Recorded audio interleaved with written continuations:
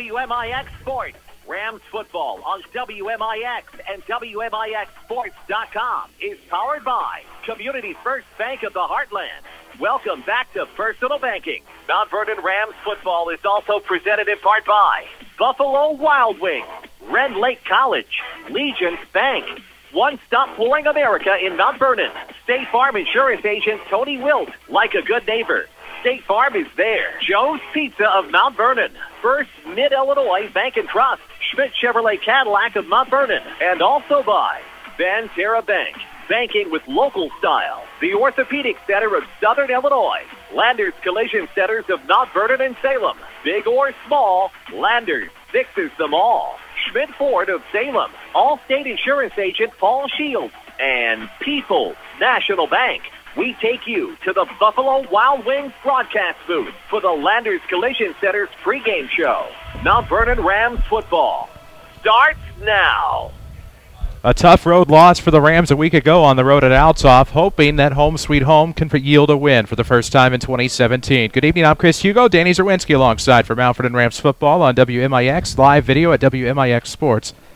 The Marion Wildcats come to town with a 3-1 record, a tough Week 2 loss for the Wildcats, trying to get to 2-0 in the South 7 Conference with a win last week over Cahokia. Why is that so important? Well, the Wildcats coming off of short rest. That game was delayed to Saturday due to civil unrest, and here we are tonight on a Friday night for the Wildcats. Rams, meanwhile, tough loss on the road at Althoff a week ago, trying to shake that off here at Ken Hunt Stadium. We're in the Buffalo Wild Wings broadcast booth tonight. Mount Vernon Rams football on your radio and online, powered by Community First Bank of the Heartland.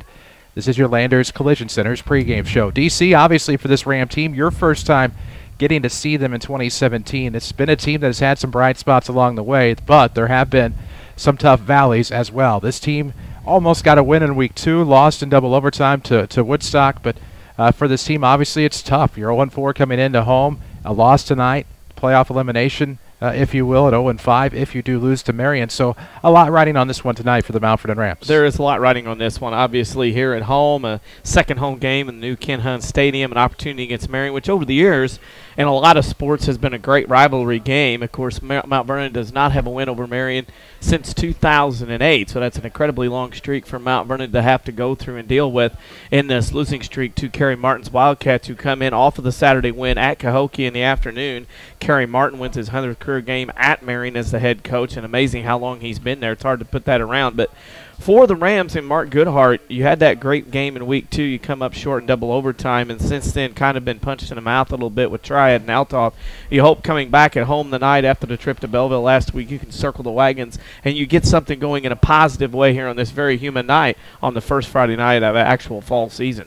The Mount Vernon Rams and Marion Wildcats coming your way in about 20 minutes on WMIX and WMIXsports.com. Normally on your Landers Collision Center's pregame, we'd take a break. We'd have Mark Goodhart, and we'd preview this matchup. We do not have him tonight, but we will take a break. We'll come back. We'll take a look around the region tonight in terms of games of interest. We'll take that break on this Landers Collision Center's pregame. This is Rams football powered by Community First Bank. Wouldn't it be great if we all had a friend or neighbor you really trusted or to help assist you in managing your money? A helping hand to look out for your best interest. Well, you do. That's exactly who Community First Bank is. Chances are you've seen us at the ball fields, in church, or right next door. Friendly, local Jefferson County residents, from the smiling, helpful tellers all the way to our board of directors. We're proud to call Jefferson County our home.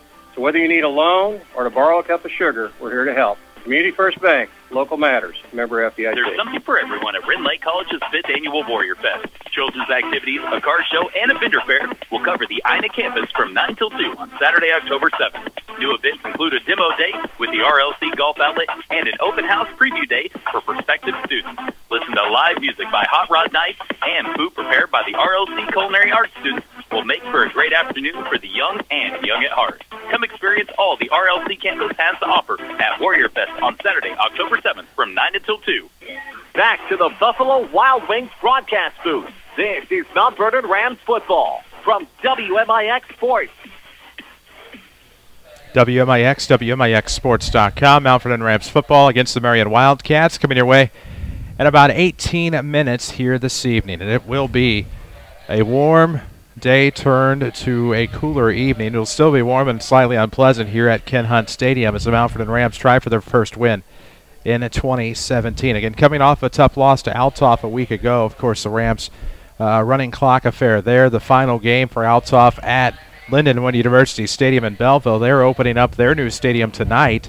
They will christen it officially against Carbondale in a couple of weeks. But obviously, when you look at the Rams, 2 back-to-back tough losses, 2 running clock losses after a near win on the road or in a neutral site in week 2, and it certainly has been tough. However, there have been some interesting games for the past couple of weeks, and we look to week 5 tonight, and there should be an interesting dynamic, at least in the Black Diamond Conference, as one team in particular can punch their ticket in the Hyphen Bowl. Now, rivalry week this week in the Black Diamond is customary in week 5, kind of like week 8 in the South 7. And Cecil-Villere-Waltonville Woodlawn has an opportunity, like Fairfield tonight with a win, to get to 5-0 and punch their ticket to get in. I think Cecil-Villere-Waltonville Woodlawn, if they get through the night of all the mess and mayhem of dealing with the arch rival and playing for the Route 148 sign tonight at Carroll Kelly Field, they roll through and should be able to win week 6, 7, and 8 handily as a favorite, and then they go week 9 at Fairfield. So I think everybody in the circles of media and football, high school football fans in Southern Illinois really trying to circle those 2 teams down to week 9 at the Train Yard SVWW at Fairfield when it comes down to it. Of course, we'll talk to John Chadowins on the Saturday Sports Show tomorrow, 8:08 until 9 o'clock here on WMIX and WMIXSports.com. Other games around the BDC. El Dorado is in Hamilton County tonight in rivalry action. Of course, El Dorado SVWW matchup not all that long ago was almost an instant classic, but they have Hamilton County tonight, who is likewise struggling. Yeah, likewise struggling for the Foxes, and they're struggling to get points, a long losing streak as well. And for El Dorado, kind of getting back after the loss to SVWW, in which the Red Devils kind of caught them off guard, and so they're going to come back. Obviously, El Dorado should win handily tonight at Hamilton County, although those 2 teams, they play each other in sports, really don't get along. Johnston City is at Chester, so not your typical rivalry in terms of geography, but it is their assigned rivalry in the Black Diamond Conference. Johnston City, that long road trip, had a tough loss last week. I believe that was at home to the Red Devils of Cecil-Villere-Waltonville Woodlawn. So for JC, trying to shake that off and hoping for a strong performance on a long road night. Yeah, JC's trying to shake a lot of things off this week in football, and Johnston City right now struggling a little bit. And they're going to have the road. It's going to be tough. They not only this week, they got to go to Chester, then they come back home in a week 6. They got to go to Carmine next week. So nothing easy for Dan Ming's Johnston City Indians, who are trying to stave off playoff elimination now the rest of the year. They are. Carmine travels to Fairfield tonight. A pair of teams out of the old NEC have remained rivals in the Black Diamond Conference, and could be an interesting one at the Train Yard. Yeah, it could be. I think it will be, as it always is. I think these 2 teams, as you sit and look at it, Fairfield's 4-0 trying to get to 5, and Carmine at 2-2, really, to be honest, is trying to get themselves, above 500, have things going their way, and at least if they get to 3-2, you feel like they kind of right a ship of a team that lost a lot to graduation, but of course could come back, and anything can happen tonight at the Train Yard. A lot of people like myself picking the Mules, but again, Carmine could really throw a wrench in the whole machine there for Fairfield's undefeated run. In the river to river on the Mississippi side, Carterville's at AJ, and that could be a good one. Well, it could be. Luke Ford, though, for Carterville, out now for a while with a broken collarbone. Could come back in week 10 or 11 if Carterville is so lucky enough to get into the playoffs and or get that far. Think about Carterville tonight. If they beat AJ, it's a cake schedule for them to run through the Mississippi. They would already have DuQuoin out of the way. They would have AJ out of the way, and after that, it's 3 wins for them basically until they get to week 9. So the Carterville wins that, really count them as the Mississippi Division champion outright. If AJ wins, you kind of look at them having to deal with DuQuoin, but other than that, AJ, of course, next week goes to Pinckneyville where they'll be favored, but again, one of those things, that winner of that game tonight has the driver's seat to win the Mississippi Division. Of course, Nashville travels to Sparta. The Bulldogs coming off a big win last week over Pinckneyville. We talked about it last week with Robbie Kirk, and so big game, I should say. For both of those 2 teams, Sparta would like another win. Nashville would like a win as well. Yeah, Nashville right now, they got to right that ship. I mean, they got some things going on at 1-3. They're 0-1 in the conference now, and then of course Nashville has to go on the road to Sparta, and Sparta's not an easy place to play over there at Pierce Field. And right now, Sparta comes off that win last week, and the way Sparta sees themselves, they break that 15-game losing streak to Pinckneyville last week on the road. They did it on the road. They feel they can win at home. There's some people kind of swaying that may think Sparta can pull this one off tonight for the Nashville team that's struggling with a lot of things right now. Perry County battle at DuQuoin, Pinckneyville and DuQuoin, and if I'm not mistaken, Pinckneyville has had at least some pretty good wins Yep. at DQ. They've had a couple of wins in the first regime of Todd Rushing. Yes. Now coming back after 4 years to kind of restock the cabinet and redo some things that were taken away and left the cupboard bare. Todd Rushing has an uphill climb as he makes that short trip across to Buku tonight to take A.J. Hill's Indians on in a battle to Sleeping Giant. DuQuoin, prohibitive favorite, especially after losing to Carterville last week. They'll have their edge tonight for sure at DuQuoin. R2R Ohio. Harrisburg travels to Massac County. Harrisburg, a tough loss to West Frankfort not all that long ago at home, something that hasn't happened in some time. They travel to Massac County hoping to take advantage. Well, the problem for Harrisburg is the question of their running back Bartok, if he's going to play tonight or not. Suffered a knee injury in the game against West Frankfort. So a lot of people get to know tonight just where Harrisburg stands health-wise after that great start with Harris beating Mount Carmel in Week 1. West Frankfort is a team that obviously tomorrow, after beating Harrisburg, gets Benton tomorrow. But Massac County, that's a team that's really struggling right now. And they're going to be lucky to get through the season with a win if they at this point. And I think right now you have Harrisburg limping into Metropolis tonight. Superman could be big for Massac County.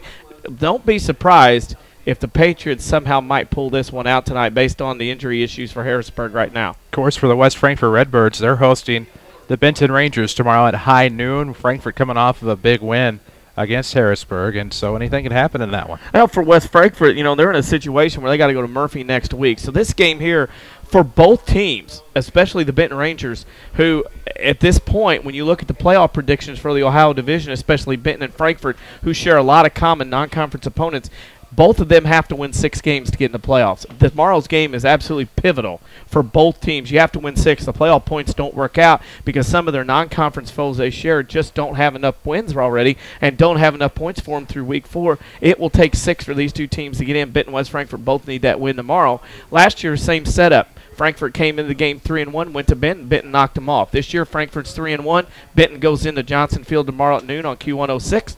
We'll see what happens. It's a big game for both teams. We'll talk South 7 in just a moment on your Landers Collision Center's pregame show. Big or small, Landers fixes them all. Call 1-888-LANDERS. That's 1-888-LANDERS. We'll take a break and come back. This is Rams football from WMIX Sports.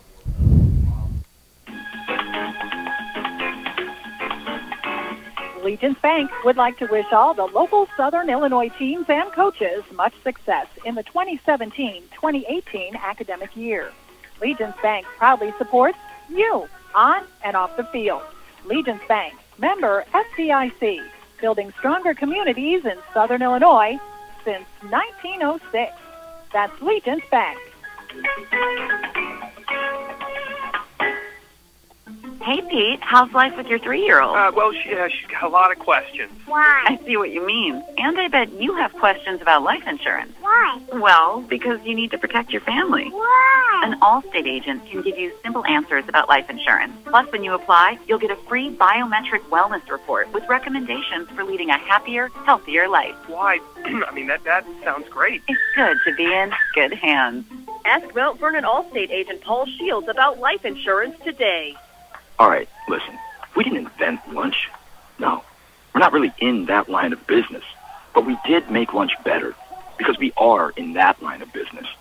We made up a thing called the B-Dubs Fast Break Lunch. It's a collection of your favorite B-Dubs food.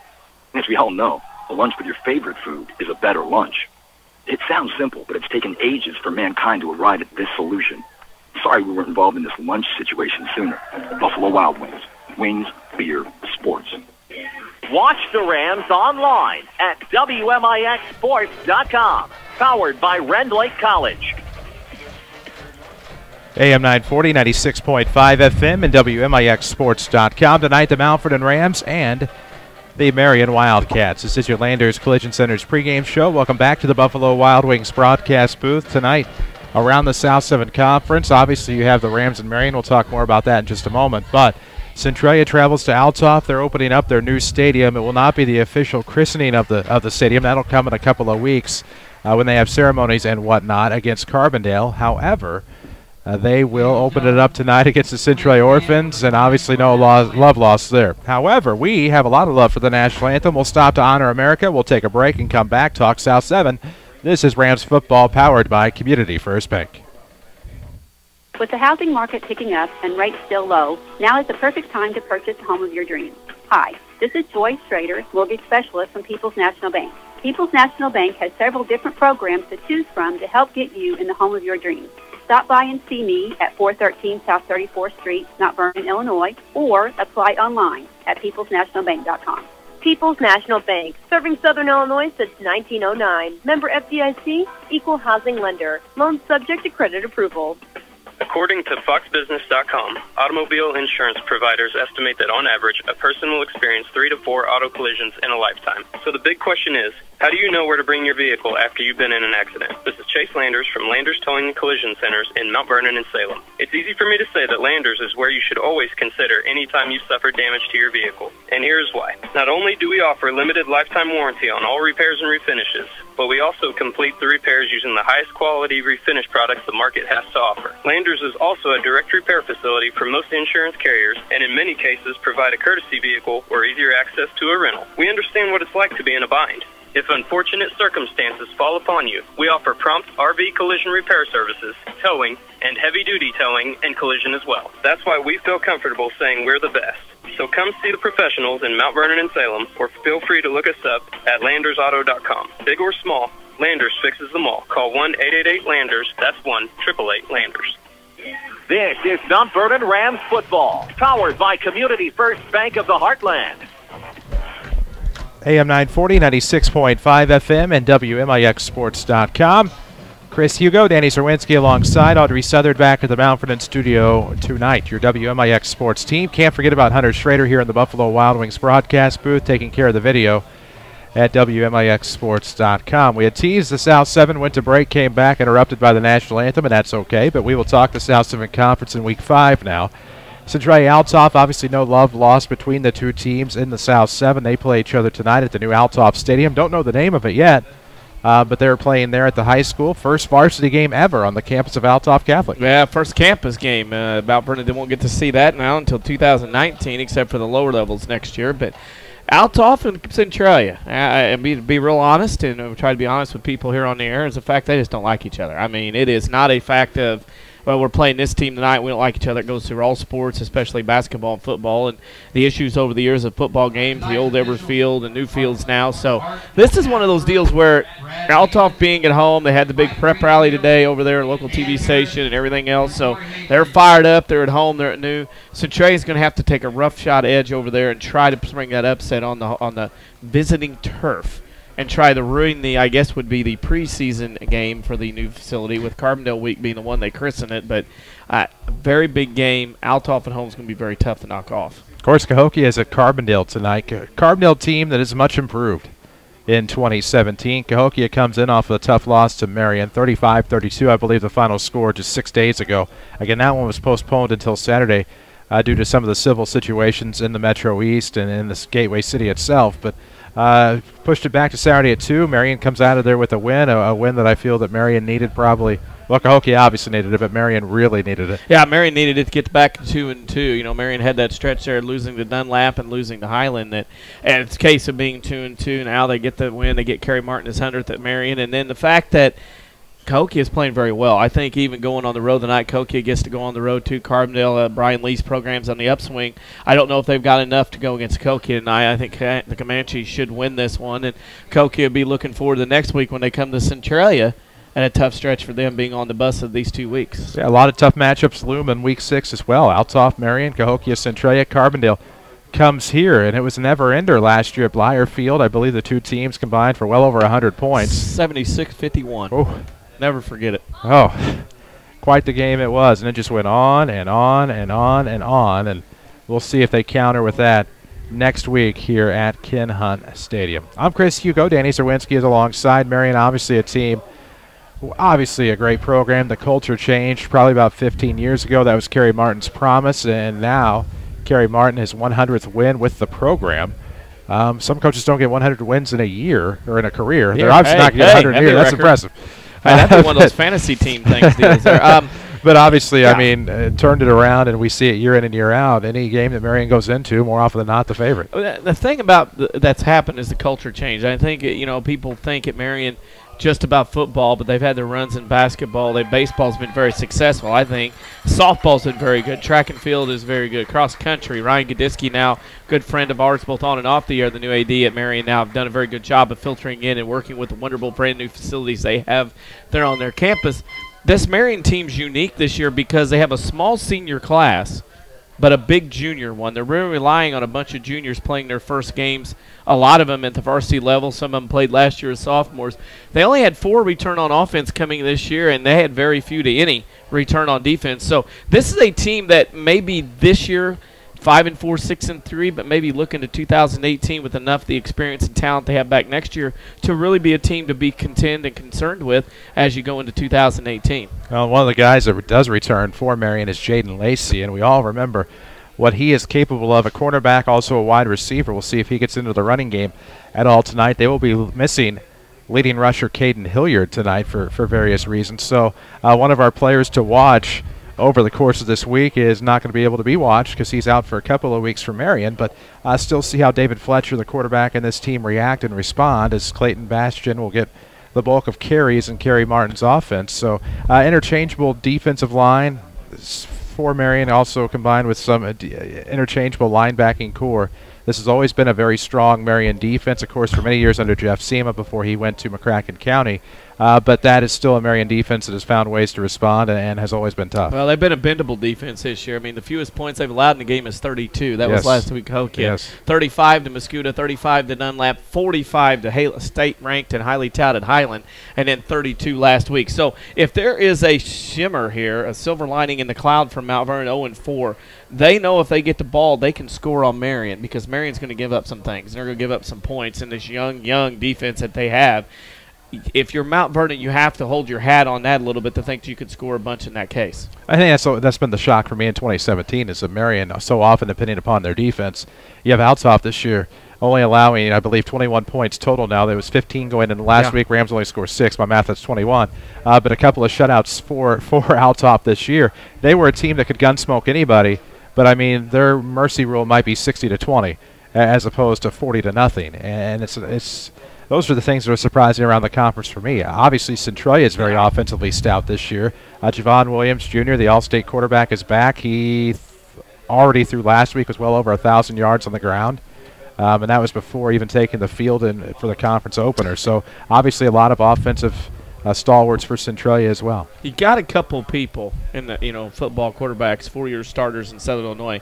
You got Javon Williams at Centralia, who's he's a fantasy stat sheet stuffer every week. Hamilton Page at Benton is the same way. Maybe not in the echelon. Maybe Javon is what he can do with the football, both running and passing. But 2 guys that start 4-year starters at quarterback, and when you look at this, you look at the offense, I think that's the thing in the South 7. It went from more of a grinder, more physical conference to teams that like to get up and down the field and score some points. And like you said, you might not see 50-0. You might see 60-20.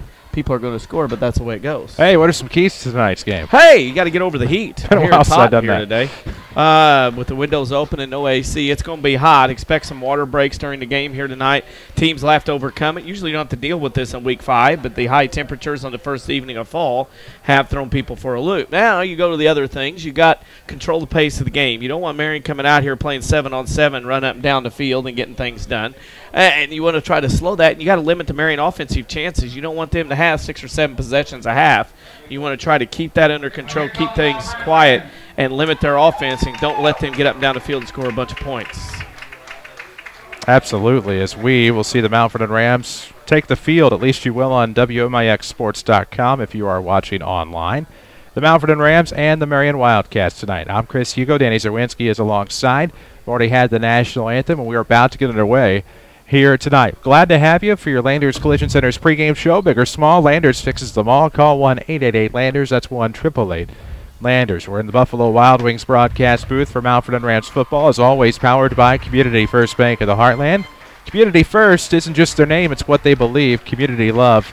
It was obviously a big thing for them. They wrapped that up this past week with a customer appreciation event, obviously, at Community First Bank, or at least got the initial giving going, and just what a tremendous event, what a tremendous bank, Community First Bank of the Heartland. About to get underway. Rams in their home, blacks, white numerics. Orange trim on the sleeves. Matte black helmets with MV emblazoned on each side. The Marion Wildcats will be in their away white with navy pants. Navy numerics trimmed in maize. Rams, I believe, will go left to right. Marion right to left, if I remember the coin toss correctly. WMIX Mount Vernon, a free service from Withers Broadcasting. Forgot to do something. I know you did. Yeah, I'm working on it. Okay. A lot of things going on in the sports world tonight. That they are. Yeah. Some I know about, some I don't. No, it's hardball. All right, should be good now. Yeah, should be good? Should be. All right. Hey, I know that guy. Hey, I think I said that backwards. I think Rams are right to left and Marion's left to right. How about that? That's all right. Some people don't do that. I watched it in a mirror when they were doing that. So kickoff will ensue in just a moment. It'll be Mr. Fitzgerald's taking care of that for the Mount Vernon Rams. Back to return for Marion. I know that man anywhere. That's Jaden Lacey at about the 10-yard line toward the near hash. Far hash, that'll be Stuart Atkinson. He is a junior. Could see him again next year. He's 5'10", 160. However, for Mr. Lacey, he is 6'1". and 180. As we wait the kickoff here from Mount Vernon, Ken Hunt Stadium. Glad to be with you. WMIX, WMIXsports.com has your streaming video tonight. Kickoff from the left footer. Fitzgerald's on the way. It will be a pooch toward the near side, picked up at about the 36, immediately brought down at about the 38. Looked like that was Noah Mofield, regularly an outside linebacker, and that's where Marion will have it to start. Pretty good field position. 1st and 10 from the Mount Vernon 38. Ball will be spotted on the near hash. All right. Got this figured out? Kind of. Okay. Maybe. Know how this works. Let's see here. So, Marion will huddle, which is something they don't normally do. Oh, how about that? All right, we're ready now. A little football action. David Fletcher, the quarterback. Single back in the backfield is Clayton Bastian. Man in motion is Lacey. He'll get the carry on a sweep between the hashes down to about the 45-yard line. Gain of about 6 or 7. 2nd down and short for Marion to start. No score yet, just underway. 11:37 to play. We are early. We're in the first quarter, sponsored by Community First Bank of the Heartland. Split to the left. They will send 1 left, 2 right. Couple of flankers for the quarterback out of the shotgun, David Fletcher. Quick handoff will be an inside handoff right about to the 45. Maybe a gain of 1, 1.5. Brings up 3rd and about 3. So that was a big carry there for not a lot. Williams on the carry for 2. Big stop here early. See if Mount Vernon's dug in. See if they're ready to go.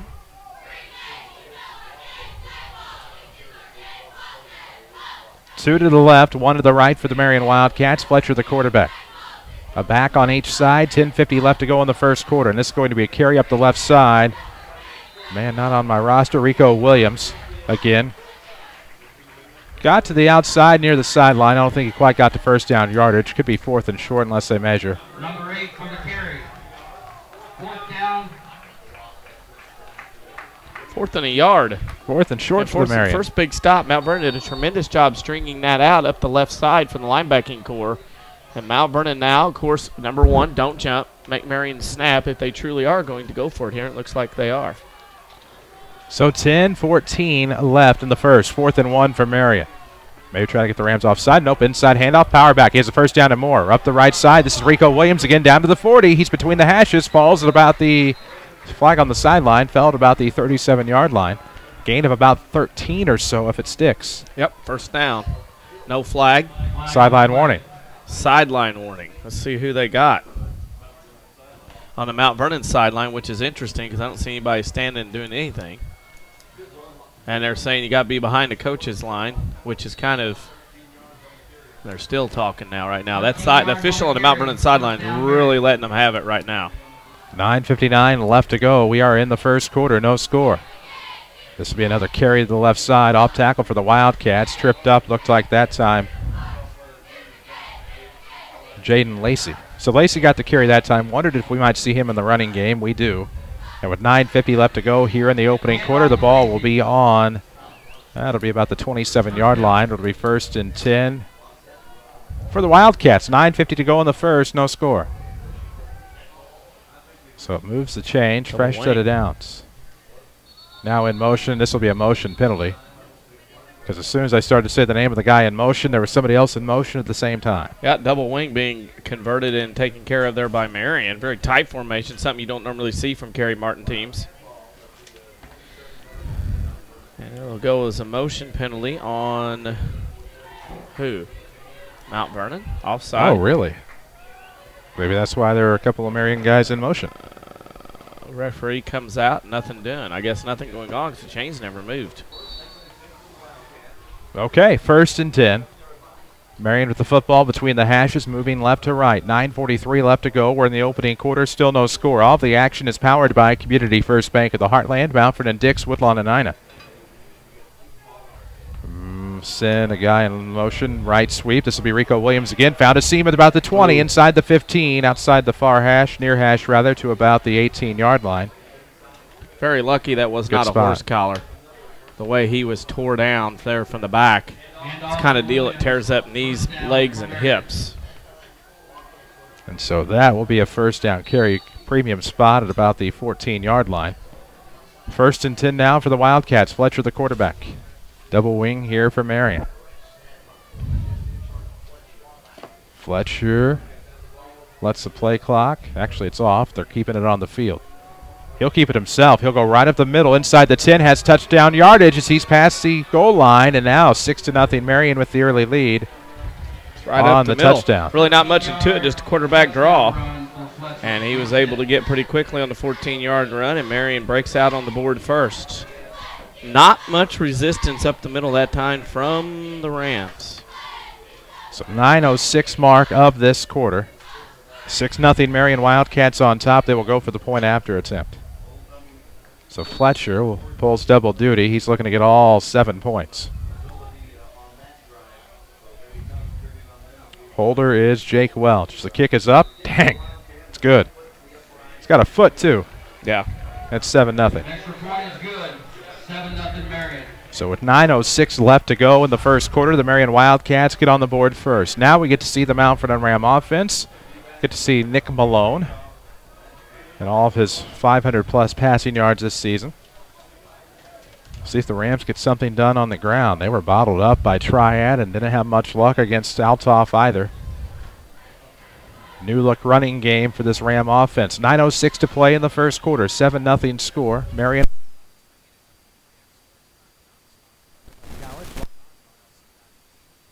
Yeah, you can save thousands on your collegiate education. 9:06. Well, you know the enemy, and now you know what they can do. And Mount Vernon would be key here. Have a nice long drive and get things going. On this very hot night, we expect a water break sometime. It is warm this evening. Warm and humid, two things that often don't mix well. At least not for athletes. As we await the Fletcher kick. A boomer for an extra point a moment ago. We'll see how his kicking game is on the kickoff. 9:06 left in the first when the Rams will have the football. That'll be end over end into the end zone. And again, if you've got a kid, high school level, that can kick one out of the end, into the end zone, start a team at the 20 in high school football, more times than not, it's like having a 12th defensive man on the field. Saw it last week with Stone Galloway and the Althoff Crusaders. He was six of his first 6 or 7 of his first 7. Easily. And so now with 9:06 remaining, still the same time on the clock. No time has elapsed, obviously, with it being stopped due to the touchdown and then the kickoff going out of bounds, or through the end zone.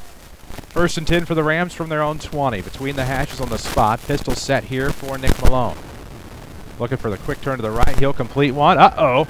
And this will be complete now. I've totally missed it. It looked like that was actually Hunter Simmons, the freshman, into the game.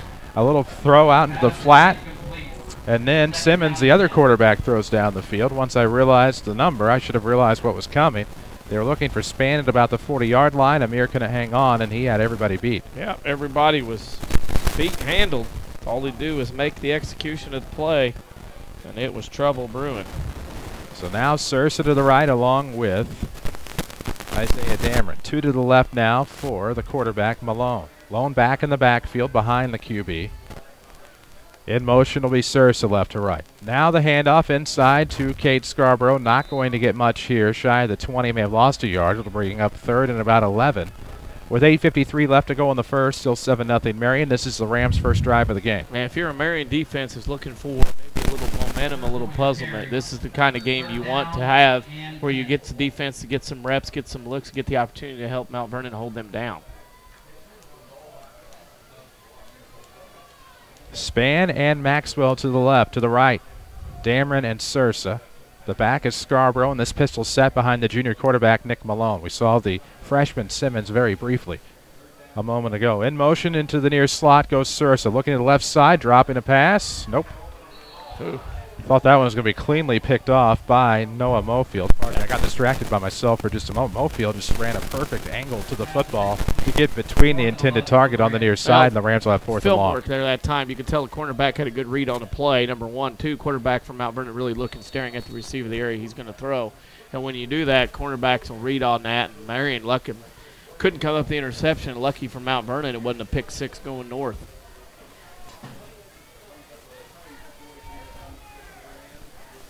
See what the Rams do. I don't see Seth Lene to punt. Of course, that would be because he's in street clothes on the sideline. So the Rams will send Hunter Simmons out to punt. Yeah, late getting on the field. The punter was the last one to get on, so Mount Vernon may either take a delay of game or an illegal format. Delay of game is what the call is. It was getting late in the first penalty of the game, and you could tell. And Mount Vernon that time, the punter was the last one to know, and that's never bodes well for a kickoff or a punt when the kicker or punter is the last guy on the field. 7-0 score. Marion on top, about to get the football back. Fourth and long, fourth and about 16 now for the Rams. It's the freshman Simmons to punt. Snap is good. The kick is a nice tight spiral. How far will it go? It'll go out of bounds near the far sideline at about the 32 maybe.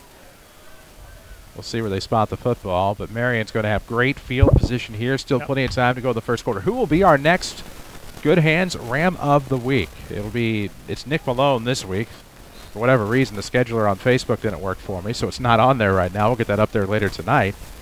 But Nick Malone is this week's Good Hands Ram of the Week. It's from the 3 stars on the games that we broadcast. That is how we have eligibility. The WMIX Sports Good Hands Ram of the Week, sponsored by Allstate agent Paul Shields. 8:10 left to go. Here in the first quarter, 7-0 Marion here. First and 10 from the Mount Vernon 30 on the far hash. Left to right move the Wildcats. Fletcher. And now quick handoff, Rico Williams. Lines are tearing it up for Marion. Now for the Wildcats and Fletcher trying to continue with Rico Williams here. Up the left side, trying to stretch the field. He gets to the sideline and is bulldozed after about a 6-yard gain. Looked like he got to about the 5, maybe the 6. That'll bring up second and short now for the Wildcats, who can get a first down, obviously, without scoring. Mount Vernon right now needs a stand, needs to step up, make a play defensively, maybe force Marion into a field goal opportunity here on this north end of the field. Second and 4 from the 6 after the 6-yard run by Williams, whose yardage is piling up here. Looks like Moses Mays is into the ball game to run a little bit. Fullback, wingback set. One on each side for the Wildcats. Another inside handoff. This time looks like Mays trying to get his way inside the 5. He does get there, down to about maybe the 2. If so, it's a gain of 4, and they are close to a first and goal situation here. We'll see. Should be a first down. Chains are moving. They're being dropped. It's first and goal to go inside the 5 for Marion as they try to score for the second time within 5 minutes of the first quarter start of this game. If you didn't go to B-Dubs last night, you missed Boneless Thursday, but still plenty of time to get there tonight after the game. Make that your official stop after each game. Buffalo Wild Wings, Wings, Beer, Sports. Quick handoff here. Rico Williams trying to bounce and spin off a defender. Great line work there by the Rams that time. I think that might have been Leak sneaking up as a safety. The true freshman, Hunter Leak, or not Hunter Leak, darn it, Hugo. Thinking of Hunter Simmons, but Evan Leak comes in and makes that tackle. Great penetration by the Rams guys in the trenches. Defensive line got under the white shirts, lifted them up, moved them back. Able to make the play for little to no gain. 7:10 to go. We are in the first quarter. Second and goal from the 3-yard line. Far hash for the Wildcats. Another handoff. Little play up the right side. Off tackle that time. Did not get a good look at the ball carrier, but it'll bring up third and goal now for Marion. Now Marion bringing in substitutions, 4 in, 4 out for the Cats. look like they're bringing in a little bit bigger line. They're going to probably power football. They're going no huddle here. Everybody coming in knows to play. The quarterback has it signaled into him. This is going to be single wing, very tight. I would expect a little pushback here, maybe a quarterback keeper at this point. 6:45 left in the quarter. 3rd and goal from the 3-yard line. Quarterback Fletcher sets things in motion, going to keep it himself. Runs unscathed, as predicted, right up the middle. 3-yard score, and it's 13-0. Marion, all the points so far belong to David Fletcher. Yep, Fletcher scores again. I'm not in Tony Romo's class of predicting Boy, plays. that was strong. But I didn't see him last week, but that was strong. Yeah, I'm not there yet, but after watching him and watching this enough over the years, you kind of figure some things out. So 6:38 remains. Here in the first quarter, and the Wildcats lead at 13-0. Fletcher going to try to make it 14-0 with the point after attempt. See if he can make it 2 for 2 on XPs, or PATs, if you will. Whatever your preferred abbreviation, Fletcher makes another, and it's 14-0 Marion. Well, Marion has had a first opening drive great. A defensive stand in the short field, even better. Scores tonight and every night are sponsored by Tony Wilt, your State Farm agent in Mount Vernon. Find him online at TonyWilt.com. Look for him in his office. Give him a call or try to find that white State Farm Jeep around town. Get to better state with State Farm. Here it's 14-0 Marion. Partials. AJ over Carterville 7-0. DuQuoin over Pinckneyville 16-0. Harrisburg over Massac 7-0. Heron over Murphy 7-0. Now, correction, update. AJ leads Carterville 14-0 at home in the pit. Wow.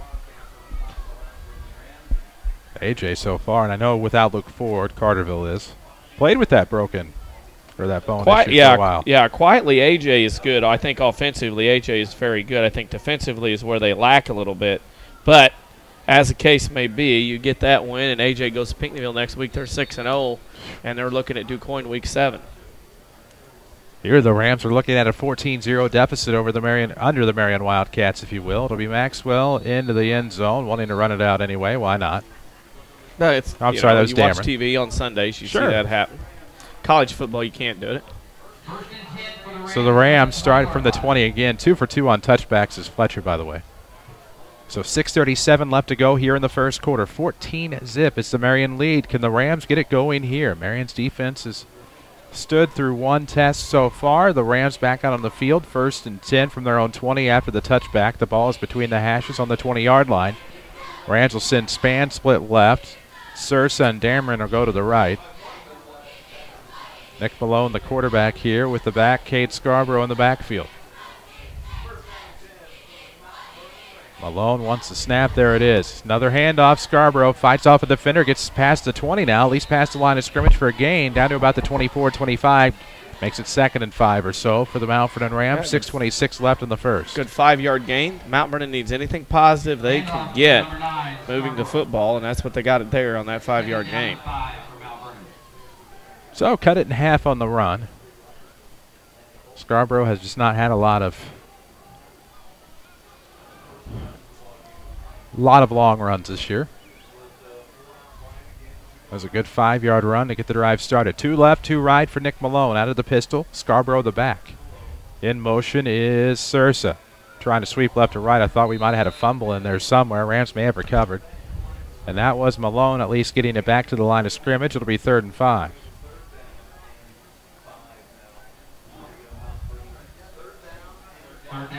So, no gain. No loss. And now the Rams have 3rd and 5. 5:39 to play. We're in the first quarter. 14-0. Short distance, 3rd and 5. This is handleable. Handleable. That's a new word I've just created. It's easier to handle at 3rd and 5 than, say, 15 or 20. Single back shotgun set for Malone. 2 on each side. 2 left, 2 right for the Ram quarterback. He's looking right. Little slant play. That's complete to Isaiah Dameron. And he will go over the top trying to get to the 40. He's shy at about the 39. 14-yard completion on a little slant play. Looked like that was Isaiah Dameron. He's been strong this year. And now it is 1st and 10 for the Rams as they move their chains. Right, first down of the game for the Rams. The chains move south as the Rams go north and south here at the new stadium. And right now, Mount Vernon in business. 5:16 remains in this first quarter. Still 14-0 Marion. Rams single back shotgun. 2 left, 2 right. Snap. And now a quick complete here on a play to Mr. Span. Gets past the 40 down to the 41. He stood at about the 38, so 3 yards after the catch. 6 total. Should be 2nd and 4 now under the 5-minute mark. Go where it's warm. Right now, Marion has no answer for him. Might as well keep it up and keep it going. So we'll drop to the 4:45 mark. 2 left for the Rams, 2 right, as has been the custom so far on this drive. Shotgun for Malone. He'll stretch out the split ends. Wide receivers, if you will. 2nd and 3, Malone. Couple of step drop, now rolling to the right side. Between the hashes, gets to the far hash, trying to dump one off toward the sideline, and throws out of bounds to one of the Marion coaches. Good catch. Amen. Caught 3rd it and and was 3. able to look like he was ready to take off with it. 14-0. Right now, Marion on top of the Rams are eating up some clock. And the Rams also finding a way to move the football so far. Got to move it. And Mount Vernon has found something here on this particular drive. I think you let the old quarterback there, Mr. Malone, kind of wheel and deal with the football a little bit here and do what he wants. 4:23 left to go. We are in the first quarter, 14-zip score. And now Malone kind of shuffling the feet a little bit, almost fell, but able to dump one off. Does so to Scarborough. That one would have been better to fall incomplete. It'll be a loss in the play of about 3 yards or so. It'll be 4th and 6. He was that close to falling down. Any other person, any other level probably would have fell down on his own and been sacked. He was able to keep his balance, keep the toes moving, keep those feet hopping, able to get the pass off. What could have been a 15-yard loss is only a 3-yard loss. And Mount Vernon now will punt and maybe can give the short field, give the long field to Marion this time. There was Simmons who punted last time. Seth Lene, of course, developed quite a rhythm on the sidelines tonight. 3:42 left to go in the first quarter of a 14-0 ball game. Different punter this time. Looks like it's Scarborough. That's a bit of a boomer. Past the 40 into opposing territory. 35. Picked up off a hop at the 32. Coming to the near side is Lacey, trying to get some running room. He's at the 40. Near the sideline at 45. Cuts back at the 50. Toward the far hash. Through traffic. There's a flag. He's at the 40 now. 35. Trying to get to the far sideline at the 25. 20. 15. 10. Probably all for naught as he gets into the end zone. However, there's a flag at midfield.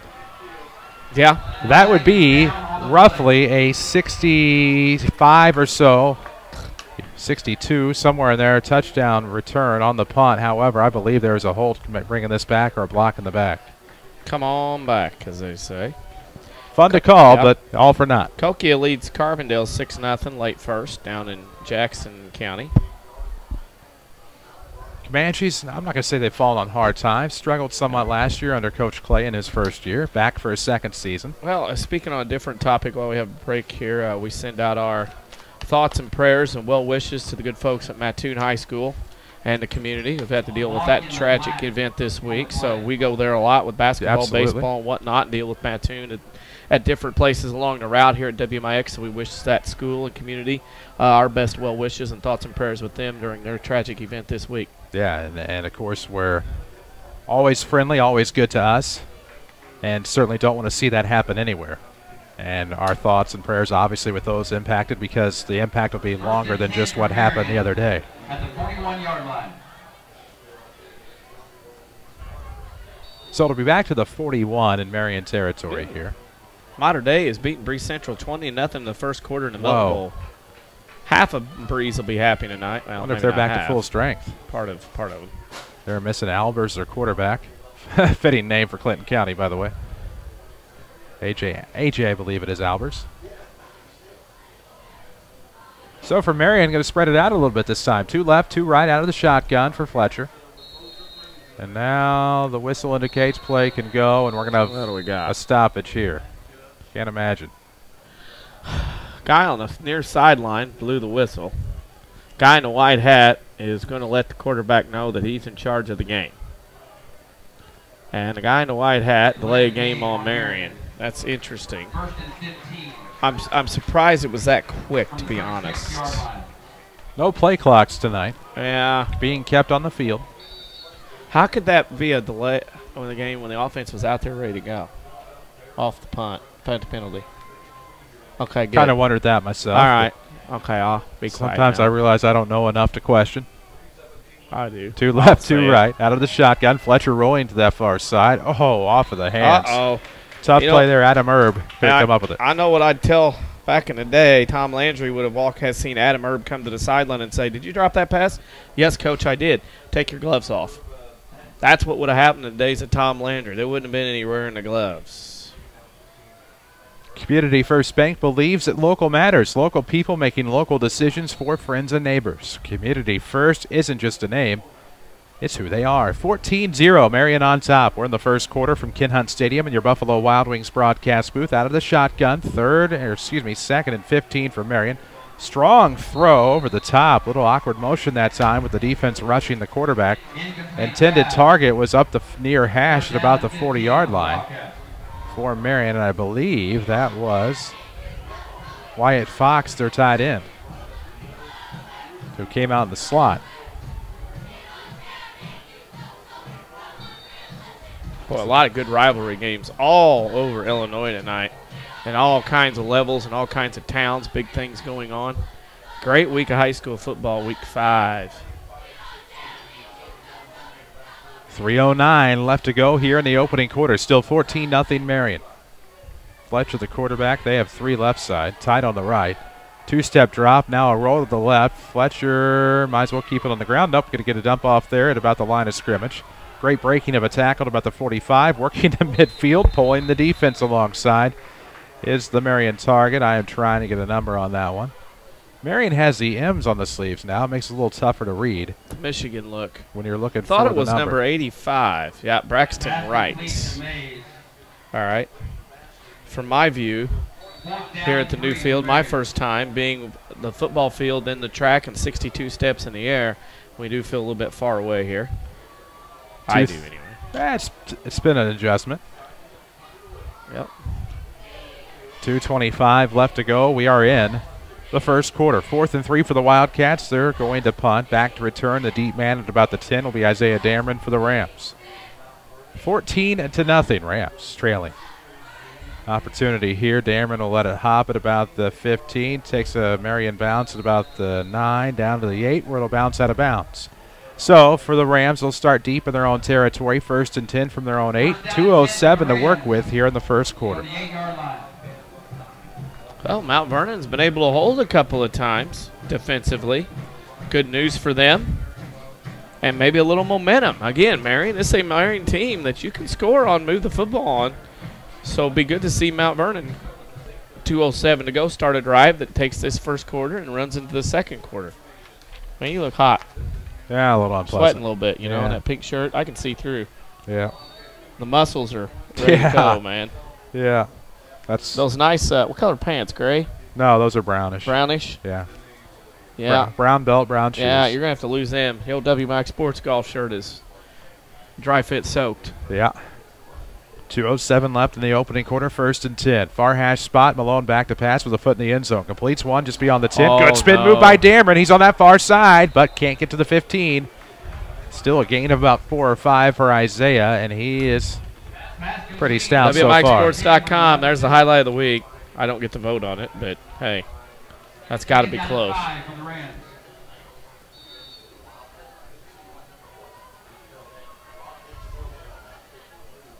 Dameron trying to get the crowd on their feet, or at least the sideline cheering. I'm not sure which. Minute 34 left to go here in the opening quarter. 2nd and 5. It is on the 14-yard line, tucked inside the far hash. Out of the pistol for Malone, rolling to the near side, looking downfield. Nothing there. Finally gets one off. What a catch out of nowhere by Amir Span. At the 20-yard line he is. Gain of at least 7, depending upon where he is. What a catch by Amir. Just came over the top, snuck behind a safety. Came over to get it, leaped. Amir gets another one, and he's had a few impressive catches this year as well. So 1st and 10, down to the 22. It'll be on the near hash for Mount Vernon, right to left in this first quarter. Minute 15 left to go. Bottom of the 7 o'clock hour. This is WMIX Mount Vernon, a free service from Withers Broadcasting. 2 to the left, 2 to the right. Quarterback Malone. Behind him, the running back, Cade Scarborough. 2, 3-step drop now. Just looking for the simple patch to the near side. Scarborough, good footwork at about the 25. Leans forward about the 20, down to the 30. the 30 down to the 31. Well, Mount Gain of Vernon about 9. has found something, and they are able to move the football a little bit. And the passing game, they've connected on 4 in a row, 5 of their last 6. So Mount Vernon's been able to move the football passing-wise. Maybe that's where they go here in this particular game. They attack this Marion defense. They're going to give a great spot, and it's going to be 1st and 10 for the Rams. Now, the great spot was back and exit before. That was a home spot. Yes, sir. That was that exit down the road there on the great spot. They will take it 1st and 10 from their own 32 on the near hash. Not Pistol your set dog again. 2 left, 2 right for the Rams. Nick Malone, the quarterback. Now looking for the slant. That was partially tipped near the line of scrimmage. That Marion line quick to close.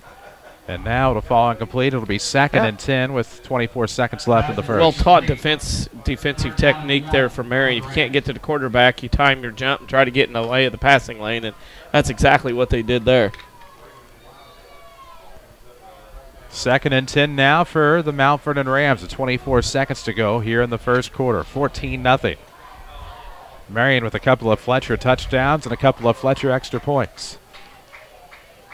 So on 2nd and 10, the Rams still out of the pistol. 2 left, 2 right. Man in motion will be Sursa coming to the near slot.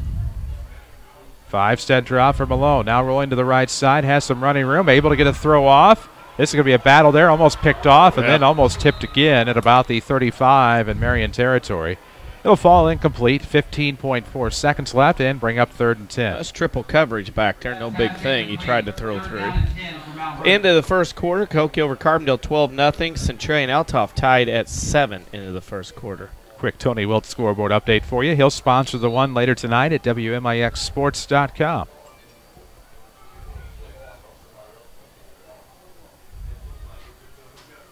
So now Dameron will come out, subbing in Parker Jennings.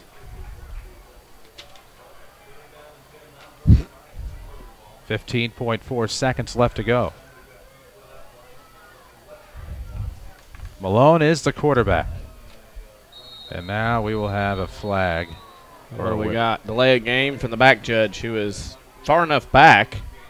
He'd probably need a stamp to get back into the play. I mean, the back judge right now on about every play is 30 yards deep. I mean, he is way back there.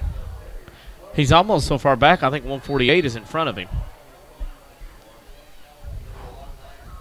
And/or McClellan School. Highly likely.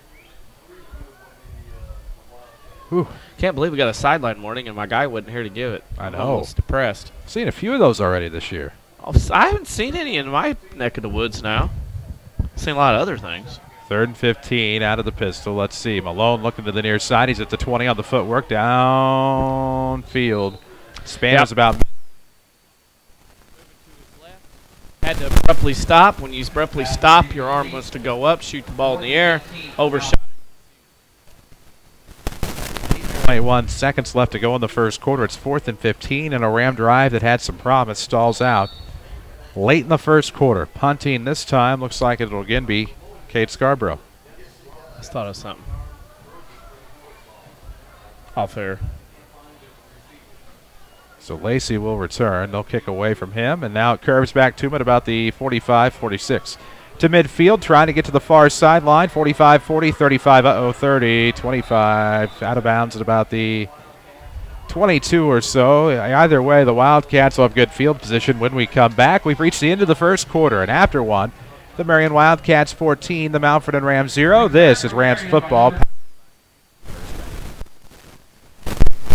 For the last 10 years, you've come to know us as Community First Bank. And from the beginning, we truly have put the community first. Hi, this is Bria Ashby. We're celebrating 10 years of Community First with a series of appreciation events, a few big surprises, and Community Love, a unique local fundraising program supporting local needs. From the bottom of our hearts, we're so proud and thankful to serve. Community First Bank, with locations in Mount Vernon, Woodlawn, Dixon, Ina. Welcome back to Personal Banking. Here's Jeff Schmidt for Schmidt Chevrolet, Black of Mount Vernon. We've got some really hot deals right now on 17 model cars. % off on any of our car lineup. It's a huge savings. We're doing even more. We're adding more to it. than what the national incentives are. So we're doing some crazy things at Schmidt Chevrolet Cadillac right now. Chevrolet has a great lineup of cars right now, and you really need to come out and check them out. Schmidt Chevrolet Cadillac of Mount Vernon, 3423 Broadway in Mount Vernon. Back to the Wild Wings broadcast booth. This is Mount Vernon Rams football. WMIX Sports. WMIX, WMIXsports.com. Chris Hugo, Danny Czerwinski alongside. 14-0 Marion leads here at the end of the first quarter. We head to the second. Marion will have the football. They switch sides, right to left now for them. The ball is on the 25.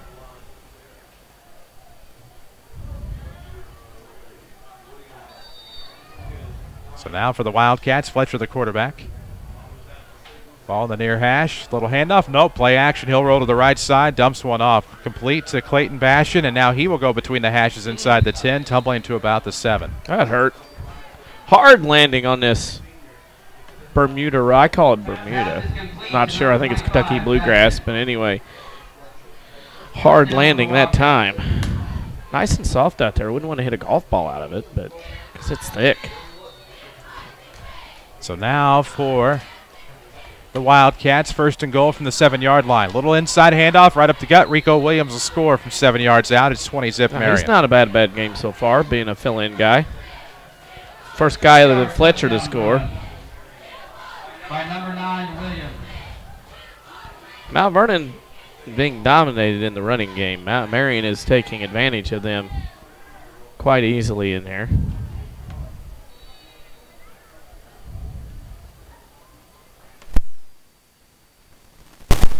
So Fletcher on to kick, looking to make it 3 of 3 from point after attempts. 20-0, Marion on top, trying to make it 21. Kick up, changing sides does not make a difference. He's 3 of 3. Yeah, it don't matter. That kid can kick. What a weapon that is. Tell you what, Carlisle, the big night in the Co-Kid conference, Carlisle's leading Columbia already, 16-14. Crazy. So 21-zip Marion on top. All the action sponsored by Community First Bank of the Heartland. Malford and Dix, Woodlawn and Ina at Community First, local matters. Local people serving local customers and businesses. Let your friends and neighbors on staff welcome you back to personal banking at Community First Bank. We welcome you back to Ken Hunt Stadium for the second time this year. The Malford and Rams trailing thus far to the Marion Wildcats, 21-0. They're going to get the ball back here.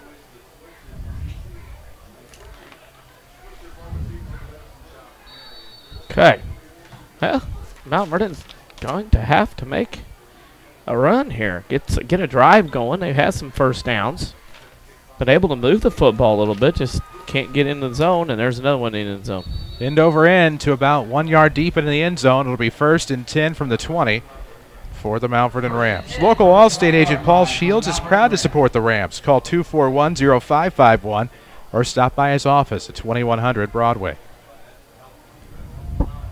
So 1st and 10 from the 20-yard line.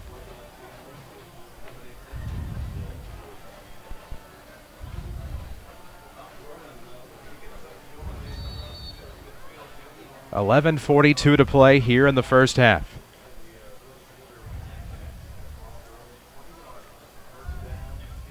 Two to the left, two to the right for the Mount Vernon Rams. Nick Malone, the junior quarterback, showed promise on an early start in the previous drive. We'll see if the Rams can keep it going for more than a few downs here. Struggled the last time out. We'll see. Back to pass, Malone looking left, rolling right. Now trying to get to the near hash. He's about to 15, looking to the 20, 25. Nope, steps out at the 24. Gain of 4 to bring up, I don't know, 2nd and 6 or so. I think Mr. Malone, he's got to run, get those legs. Use those legs to your advantage. If you have to run and take a grinding 4 or 5 yards, take that opportunity and run that football and take that chance to get hit. 11:34 to play. 2nd and 5 here in the second quarter for the Rams. 2 left, 2 right for Mount Vernon. Malone is out of the pistol. The back is Scarborough. Trailing 21-zip here in the second quarter, about 26 seconds in. Second play from scrimmage here in the second quarter. Sursa's in motion. Timeout, Mount Vernon. That was quickly going nowhere. Timeout sponsored by First Mid-Illinois Bank and Trust. Stop by their location at the corner of South 34th and Broadway. Talk with Dwayne Gully about your next home loan. First Mid is an equal housing lender. Well, got an update here. Cokia leads Carbondale second, 18-0. Black Diamond El Dorado over Hamilton County 6-0. Second quarter, AJ over Carterville 21-0. Harrisburg over Massac 14-7. Second quarter, Heron over Murphy 10-0. As Tony Wilt brings you that scoreboard update of games around Southern Illinois. 11:34 to play here in the first half. 21-0 score. And now, for the Rams, it's 2nd and 5 from the 25-yard line after this timeout, sponsored by First Mid-Illinois Bank and Trust. What was that? I don't know. Thought the floor fell in. If we was at the old place, I'd be worried. Something dropped on your side. Hey, Phone. there we go. I don't know. Kind I'm of awake cramped over now. here. So some stuff falls and I drop things. I was scared. I was glad it was not the iPad. It was Okay, so you're good. sounds great. A little otter protection. Oh yeah, you betcha. Yeah. A little hot. 11:34 to play here in the second quarter. 21-0 Rams. We have 1 to the left, 2 to the right. Tight for the Rams out of the pistol set. Full back now. 2nd and 5 from the 25. Sursa in motion. It'll be a little option play, and pick it up, son. That'll be Sursa now at about the 35. Makes something out of nothing. Actually gets a first down. If the pitch is forward, where he could handle it, there was a lot of green grass between him and the north end zone. Bad pitch behind him. Had to wait on it. Couldn't make the play. 21-0. Right now, the Mount Vernon Rams trail the Marion Wildcats. They do have it 1st and 10, though, and that ended up being a nice play. Last second, Nick Malone out of the option. Little last-second pitch to Nick Sursa, and Sursa was able to at least get it in the first down yardage. And it wasn't a case where it was a forward pass. He had to go pick it up. It was dropped. And ended up making something out of nothing there. 1st and 10 now for the Rams from their own 25 on the near hash. 21-0 to score. High snap deep into the backfield. Could be trouble. Malone will race to it. He'll fall on it at the 15. Loss of 20 will bring up 2nd and 30. That hurts. That ball hurts. I mean, he did the right thing to go back and scramble. And because of that, he lost 20 yards. We did the right thing instead of going back there and trying to pick it up. Well done. I don't know how important, though. The bad thing is Mount Vernon's going to have it forever here on 2nd. Not a lot of plays in the playbook for 2nd and 30. Not typically. But they give a generous spot. Knee must have hit at about the 17. So 1st and 20. 2nd and what? I have 2nd and 27. Deep, back to pass, rolling down to the near side. Malone looking for somebody to find. Gets a nice block in the backfield. Going to run it himself back to the 20, 25. Out of bounds at about the 29 with the flag. That might have been, we'll see who that unsportsmanlike is. They're going to call it on Mount Vernon for a block, and it was right in our camera angle. You got to see it, and they're going to call a block from the blind side. And that's one of those where the player had an opportunity to put a block on somebody, did, and it knocked the kid off his feet, and therefore it doesn't look pretty, and that's why the penalty is going to be called. 10:33 left to go here in the first half. 21-0 Marion is on top. Streaming is powered by Ridley College. Log on to rlc.edu and see how you can save thousands on your collegiate education. So that's going to work out to be, by the time they get the spot, about a 12-yard penalty. Time you figure in the yardage and where the penalty happened compared to the line of scrimmage. So Mount Vernon going backwards faster than they on forwards on this particular drive, and a conservative call may have to happen here. Is it not 2nd down? It is 2nd down to my knowledge. They have first. Okay, now they're there. Yeah. On the yard marker over there. It's Missouri, Colorado all over again. Not that it has happened in a Mount Vernon game before, thus. 2nd and 30 for the Rams. Malone back to pass into the flat, complete. It'll be to Scarborough. Pass to 10, out of the 15. There's a flag on the play as he gets to about the 20-yard line. I think Mount Vernon's run out of real estate to get penalties. It's going to be half the distance to the goal here for shortly. Where's it going? Going to be a hold.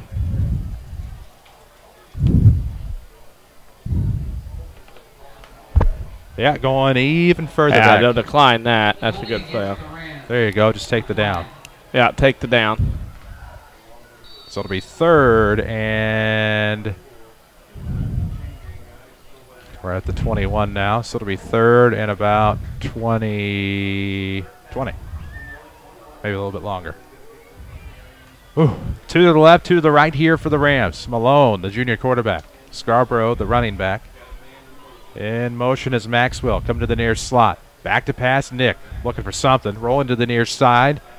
Gets to about the 15, and then heaves one down to about midfield where there was Marion traffic there out of the defensive secondary. Sometimes you got guys that can run fast, and if you're being chased, you run a little faster. That was Nick Malone the last 2 or 3 plays. He's been running for his life, and he can run fast, but he can run a lot faster than somebody chasing him. And that's what happened there. And he had a good play running to his right, throw the ball down the field. It was just triple covered. Couldn't sneak the pass in there, and it's going to be 4th and forever. And Marion will have the ball in good field position once again. So now, with it at the 21, it'll be 4th and still about 4th and 30. Yeah. So the Rams will punt. Scarborough it'll be. 4th in the restaurants on the north side, on the west side. 4th in the old high school. That's a different angle of the field. And now here comes. Great work by Mr. Scarborough there. Yes. It'll bounce at about the 50 down to the 45, and now comes to its resting point at the Marion 43, where they will have it 1st and 10. Very good punt by Kate Scarborough, and I was distracted by the flag on the field at about the 34. Oh, that's not good, because it's got to be on Mount Vernon unless Marion's holding. Oh, we got a personal foul. Oh, it's on Marion. That'll be a 15-yard variety. And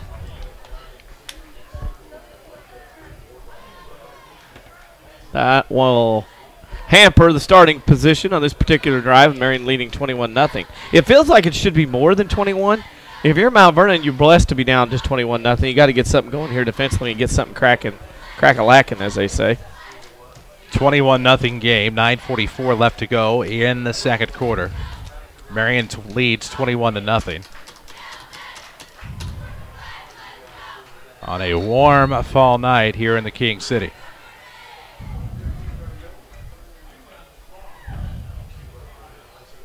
Woo. Warm and humid. Hasn't had much of an impact on either team, I would say, so far. Now a quick dump off to the right side out of the flat. Ooh, nice pass. This could go for some yardage. Slipping some tackles on the right side. I think it's Jaden Lacey. Down to the 30, 25-20. Will not catch him. 10-5. Touchdown, 72 yards. Jaden Lacey. 72-yard pass, eh? It's not bad. And Mount Marion may have busted the floodgates open. Can't believe Jaden Lacey had a touchdown. I mean, he only does that from every side of the football. Only 72 yards. Only 72 yards. And it is now 27-0, pending the extra point kick. She is warm tonight here in the King City. Figured here on the outskirts it wouldn't be as hot. You wouldn't think. Concrete Island's back behind us. I think maybe the heat's putting Big off. Things in McClellan Township will be a few degrees cooler, as this will be a kick that's up, and I'm saying it's good. It's 28-7. Oh, yeah, that's good. Fletcher 4 of 4, 3 of 3 on touchbacks. Yeah. Oh, my. Oh, DuQuoin is all over Pinckneyville, 44-0. Harrisburg over Massac, 14-7. Heron leads Murphy, 10-0. Some updates brought to you by Tony Wilton State Farm Insurance. 9:29 remains here in the first quarter. Look for that first half, rather. Look for that white State Farm Jeep around town. See how you can get to better state with State Farm. You got one of them things on the back? Nope. Okay. They would have come off a moment ago if I had. Yeah, well, it slipped out of your hands. If you had one of those. Well, that's how sweaty my hands are. Well, I mean, we're looking topic. I mean, look at that. I mean, look at that. Oh, no. I just went I don't know about I went this like thing. that earlier, and it slipped out of my hand. I don't know if we'd have pineapples, but okay. I might. Yeah. Well, you know, I think we had the favorite fruit social media question again a while back. You missed it. You answered it, though. I answered it. I got one for tomorrow. I still off Facebook for somebody else. Ha! From the classroom here at Mount Vernon Township High School, no less. Shame Here on comes Kick will be not a touchback. The Rams will return from the 1-yard line. This will actually be Mr. Dameron to the 20, trying to fight for yardage to the 22, gets to the 25, pushed by his own guys. Now out of bounds at about the 28-yard line, where the Rams will have the best field position they've had to start all night. Good start on this drive. And Mount Vernon has got to get some points on the board, put some first downs together, and keep on rolling here. Community First Bank of the Heartland is the official voice of the Rams and Lady Rams here on WMIX. Our next Lady Rams broadcast Tuesday. Carbondale comes to town, a little angry coming off of their first loss to Marion, oddly enough, last night in South 7 play. Lady Rams got a straight set sweep over Cahokia one night ago. You heard it right here. You'll hear it here Tuesday night. 9:18 left. We're in the first half from the King City. Ken Hunt Stadium in the Buffalo Wild Wings broadcast booth, where it's 28-0, Marion on top. Malone, empty backfield. Had a man in motion, Sursa, and instead he's going to carry it himself to the 29, gain of 1, 2nd and 9. I have your Joe's Pizza and Pasta halftime show coming up at the break. Man, that sounds good. Yeah, it does. I'd take a Chicago style. Some pasta. Anything with that famous Trupiano family secret recipe. Sorry. Is that baby boy Schwarber? That's my boy. Don't pick on my boy. No, I have him. I need him to produce. He did last night. He did. The average is horrible, but he's got about 29 got like 30 bombs. home runs, though. And he had a month in the minor leagues. 2 left, 2 right for the Mount Vernon Rams. 2nd and 9 here, 8:39 left to go here in the first half. Sursa in motion for the Rams. Malone, the quarterback, out of the pistol. Now looking back, drops back, looking ahead, has Dameron, has him. Oh, what about the 40-yard line? It'll fall incomplete. We might have pass interference. Yeah, you're going to have a hold or pass interference, one of the two. Marion safety got beat, and he was trying to hide it by holding on the other side opposite where the back judge could see it, but the crafty back judge could see that trick. Not very old, but that back judge knows all the tricks to the trade. Is a 15-yard penalty from the line of scrimmage. Should be a first down from Mount Vernon on the penalty.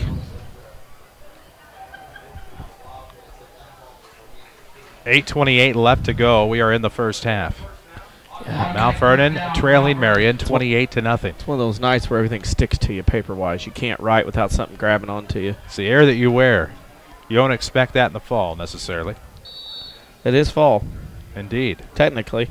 We like that technicalities. I love it. I'd rather be in a hoodie and shorts, to be honest with you. Yes. 2-step drop for Nick. Malone looking on the near side. That's going to be complete. Off of the fingertips, Dameron. He just soaked that one up. And now down to about the opposing 45-yard line. I think that's about 12 or so. It'll be first down yardage for the Rams. Another great catch for Isaiah.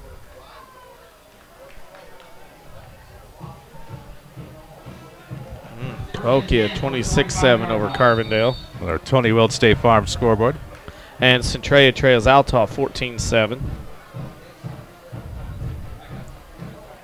Fairfield over Carmi 12-0 at the half at the train yard. Another quick pass intended for Sursa as he was jetting out to the sideline and tried to cut back on the number of the 40. He got gator armed. He didn't want. He thought he heard footsteps, thought he saw somebody.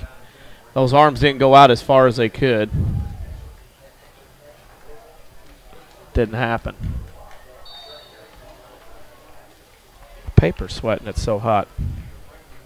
7:55 remains here in the second quarter. Rams with the football. 2nd and 10 on the Marion 45. It's on the near hash. Left to right move the Rams. Malone is out of the pistol. 2 left and 2 right on the receivers. Malone drops back 3 steps. Line trying to get there. Good job by the Rams O-line to protect. And now this will be caught by Dameron. He will tightrope that sideline to about the 35-yard line. We'll see if they give him a favorable spot for a first down. It's going to be just short of the marker, it looks like. Yeah, with the guy across the field standing about 2 yards short where the guy spotting the football is. They're going to give him the first down. That's a generous spot. No, that was more than that. My goodness. They'll take it. If you're a Marion up top and the coaches, you're going to be screaming and yelling at that spot. And that wasn't even close from my perspective. But 7:48 remains. Second quarter action from Ken Hunt Stadium in your Buffalo Wild Wings broadcast booth. 28-zip the Ram deficit. In motion now, Maxwell left to right. Pistol set, 3 right, 1 left. Some protection here for Malone. He'll be chased down, maybe. Gets away at his 40, heaves toward the end zone for Dameron. He'll catch up to it. What a play by Malone to shake the defenders and find Dameron wide open in the end zone for the 35-yard score. And the Rams get on the board 28-6. You can't contain a high school quarterback for that long. And Marion had a good job doing so far, but unfortunately, when you have guys scrambling of that ability, it's hard to contain him for that long. And boy, what a throw across his body. 35 yards for the touchdown. That was impressive. Maybe play of the game. So far, at least. So now Vernon's on the board now. The lefty Fitzgerald's will try the point after. Good snap, great hold, and it'll be no good. That one didn't get much lift. Schwarber just stole a base. Well, Mount Vernon's on the board. Great play. That was impressive. And Nick Malone, as a junior, this year and next year could have an opportunity to make a name for himself. So he made that play. Mater Dei leads Central at the half 20-6 in the Milk Bowl battle. Mater Dei is pretty salty. Planet Granite's down to Belleville West 21-0. 7:38 left. Here in the second quarter, Rams trailed 28-6 to the Marion Wildcats. The Rams will kick off for the second time tonight. Did so to open the game. Thought it was UNLV coming in the house.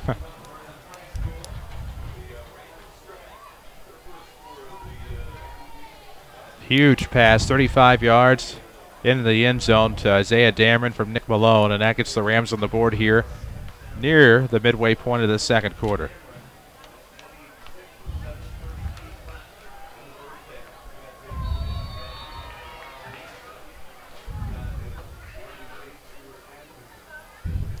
Well, it's taking a lot of time getting this game moving. It seems like the dead time in between plays is extremely long. Pooch kick. It is, and it'll be at about the 38-yard line where it's picked up by the Wildcats. The Rams will come away with a tackle here. Thankfully, they'll avoid some extracurriculars. Not sure about that one. I think if you're Mount Vernon, you want to kick that thing down towards the end zone, make Marion go the long way. Don't give him a short way. 42-yard line. 7:33 left to go. First half action from Ken Hunt Stadium, 28-6 Marion. Trying to roll down the field and get those points back. 1st and 10 from the Marion 43-yard line on the near hash as they move right to left. 2 right, 1 to the left for Fletcher. And now this will be a quick handoff. Little sweep play to the right side to the 40. Now trying to bounce back at the 45. Gets to the 44, does Clayton Bastian, number 25. And it'll be second down and about 7 here for Marion. Hand off to number 25, Bastian. Second down. Mount Vernon needs a stop.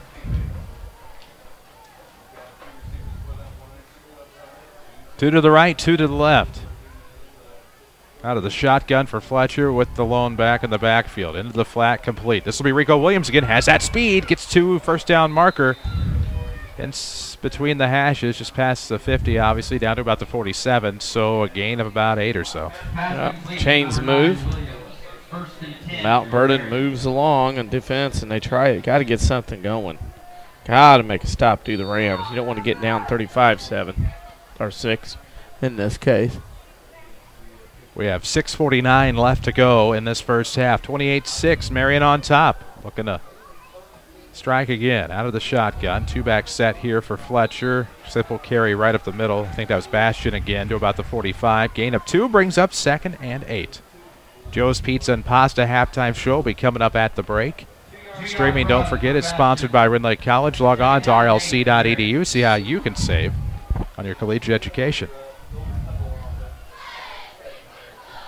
Mount Vernon could have got called for too many men to huddle. Went to the huddle with 13. So now dropping back is Fletcher out of the shotgun, looking downfield over the top, overthrown. Leak couldn't quite get there to catch up to it. Did you see the receiver there? He had a guy behind him, and he knew that. He had a guy coming from the left, The ball's going over his head and his arm, and I swear it's like he was reaching out for something on the shelf at Walmart. It wasn't on the top shelf. It wasn't on the middle shelf, the bottom shelf. It was right in front of him. He just stuck his arm out a little bit and pulled it back. That receiver wasn't jumping up there and taking that hit for that ball.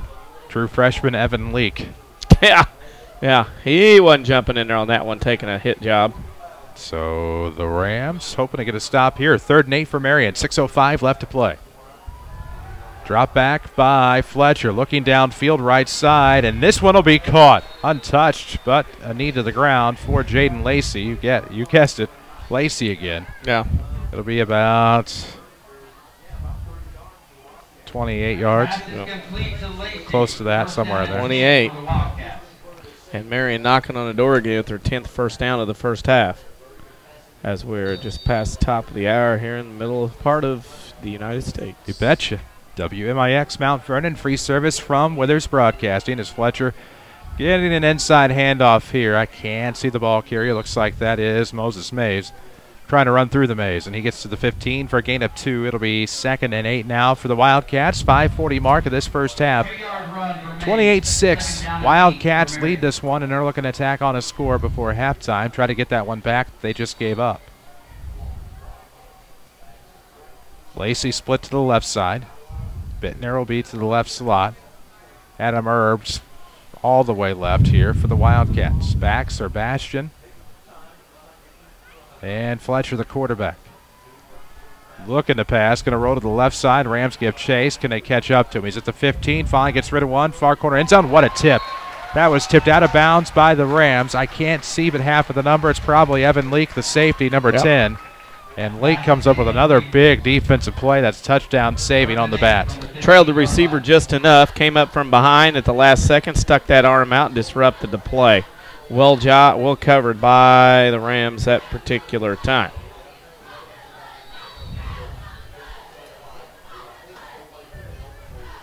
But Marion will have it now again. 3rd and 8 to 15. They can get a first down without scoring. That's the dangerous part of the whole deal. 5:06 left to go here in the second quarter. 3rd and 8 from the 15. Fletcher's looking to the right side. That's complete to Lacey, sure-handedly. He'll get a first down to the far sideline, pushed out of bounds inside the 5, maybe the 3. Probably a gain of about 15 or so. Nope, 14. It's down 11 even. Do your math, Hugo. It's all right. Wow. Unbelievable. My math, not the play. 1st and goal from the 4-yard line. They might take my diploma from this institution and take it right back. 4:59 left in the half. 28-6 score. Marion is threatening, however. This will be a carry. Little sweep left side. Then tried to go off tackle. Wasn't going to work. There were the Rams, the entire line, plus some linebackers to greet the running back. The ball carrier that time was Drake Gravitt, maybe? 26. Gravatt. Loss of 2 on the play. I was told the pronunciation before the game, and pardon me for forgetting. So it'll be 2nd and goal from the 6-yard line on the 2-yard loss. Well, I set here for the Wildcats in motion, Marion. you betcha. 5 yards back, 2nd and goal from the 11. The problem was everybody was going on 2.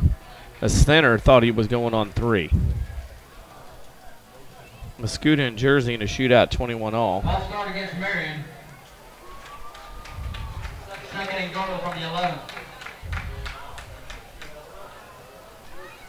So it moves back to the 11-yard line, as aforementioned. Take a look at a Tony Wilt State Farm scoreboard coming up a little bit later on, especially during half, as the halftime scores start rolling in. What will this be at half? Right now it's 28-6 Marion, about 4:25 left, and we're going to have a timeout for the Wildcats. They had too many guys on the field, couldn't decide what they wanted to do. It's sponsored by First Mid-Illinois Bank and Trust in the corner of 34th and Broadway in Mount Vernon. 4:25 remains in the first half, still 28-6 Marion. If you ever thought about starting a business or expanding an existing business, First Mid recently recognized as the 2016 SBA Community Bank of the Year. Stop by First Mid to talk to Michelle about making your business dreams come true. First Mid is an equal housing lender.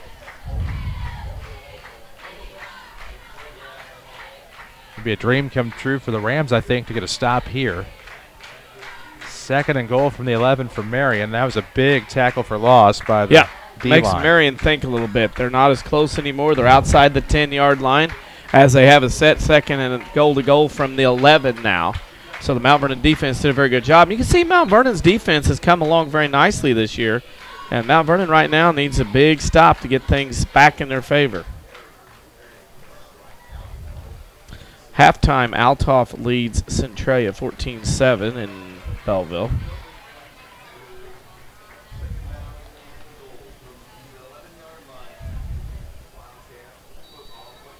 Fletcher, empty backfield, out of the shotgun. 2 left, 1 to the right, tied on each side, and now rolling right side. Has room at about the 10, gets a throw off and trying for the strip tackle. They're going to say it was bobbled out of bounds, so it'll be an incomplete pass. Looks like the target was Lacey.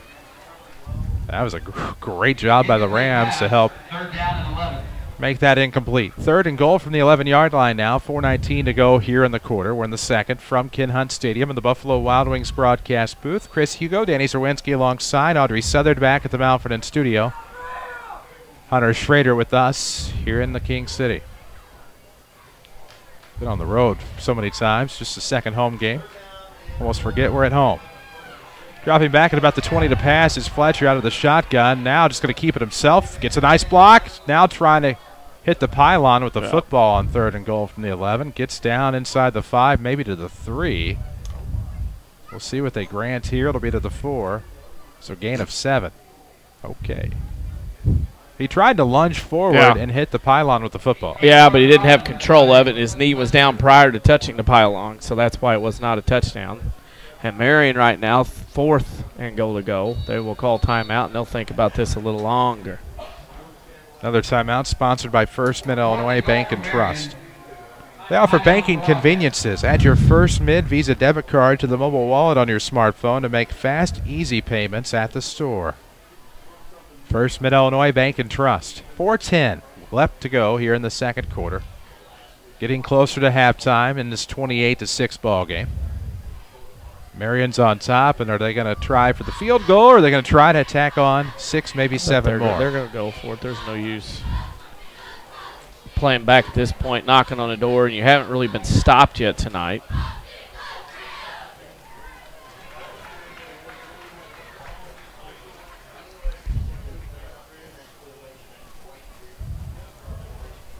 Both huddles talking things over, the officials and their own little group as well. Surprisingly, there's been no water breaks tonight. Very surprised by that. Yeah, especially the temperatures and the humidity is as big as it is, high as it is, at least it was today. Rare that you see the temperature and the humidity this late in the year this high. That should stop next week, though. I think next week the cooler temperatures for the fall will return. You'll see some sweatshirts and whatnot boating around. Ready for that time period. 4th and goal from the 3-yard line for the Marion Wildcats. Goal line set here. Lacey out of a Wildcat. And now he'll find an easy seam into the end zone. Great play by the Wildcats. 3-yard score, Jaden Lacey. And it's 34-6. Yep, that's all you got to do if you're Marion. Run outside, spread with Lacey, and he'll cut to a hole and take it on in. And Marion has scored again with 4:07 to go in the first half on the 4th down play. It's about a third of the quarter left remaining, if that makes sense. And Fletcher's on for the point after attempt.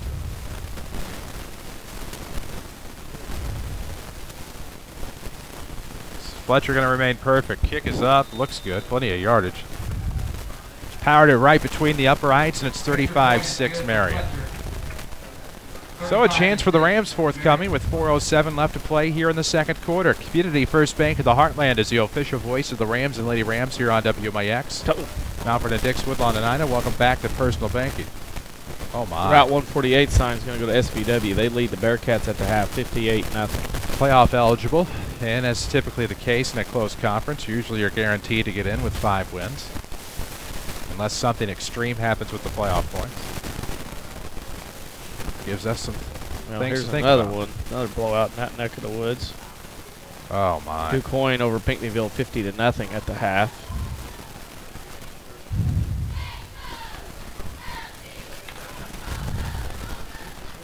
Fletcher on the kickoff. This will be their 6th kickoff. He's 4 of 5 so far on touchbacks. He's 5 of 5 on extra points.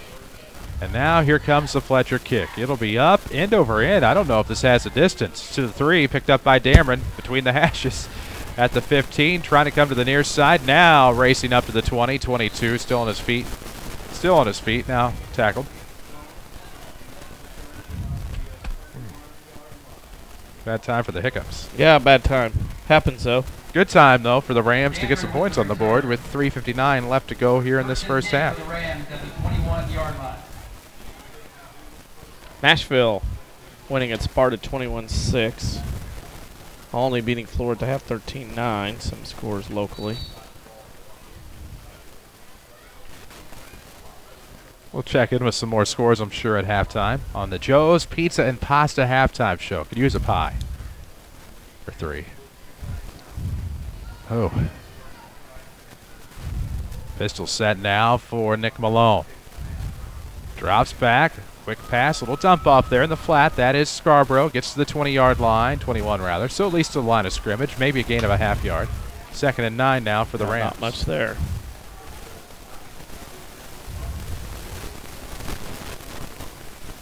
And Mount Vernon will have to be a tad more aggressive. You don't want to give Marion another short field here and let them score another right before half. 35-6 Marion. 2nd and 9, however, for the Rams. Ball is on the far hash. They're moving left to right. It's on their own 22-yard line. Again, it's 2nd and 9. Sursa split to the right side. Right slot will be Dameron. Span will be split to the left side. Now Malone. Nice little behind the back handoff to Maxwell. Only get a couple of yards in the play, though. Good fake by Nick Malone. Maxwell gains 2, maybe 3. It'll be 3rd down at about 6. 2:58 left to go as the clock continues to roll here in the second quarter. It's about that time for the baseball playoffs. Perfect place to watch is Buffalo Wild Wings in Mount Vernon with wall-to-wall TVs and plenty of beers on tap. Make it your home for the baseball playoffs or your hangout before or after the game. Potomac Boulevard in Mount Vernon. Drop that puck. That's that too. That's coming. Preseason right now. High snap, no problem for Malone. Dropping back, had Maxwell in motion. Gets a nice block there. Now running to the near side at about the 20. He connects with Sursa. He's at the 35, inbounds. 2:10, 2:19 left to go. It'll be 1st down yardage as Sursa takes it from the 23 to about what the you can do yard. for Nick Malone. Keep the play alive, make them chase, and you go from there. And he kept it open. The guy defensively came up on him, and he tossed it right where that defender was.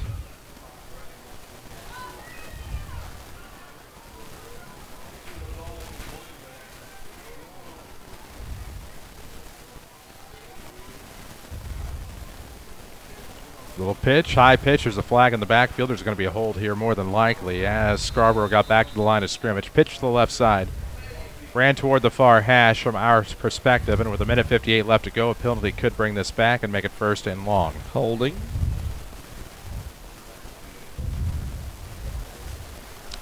Ten. Go the other way.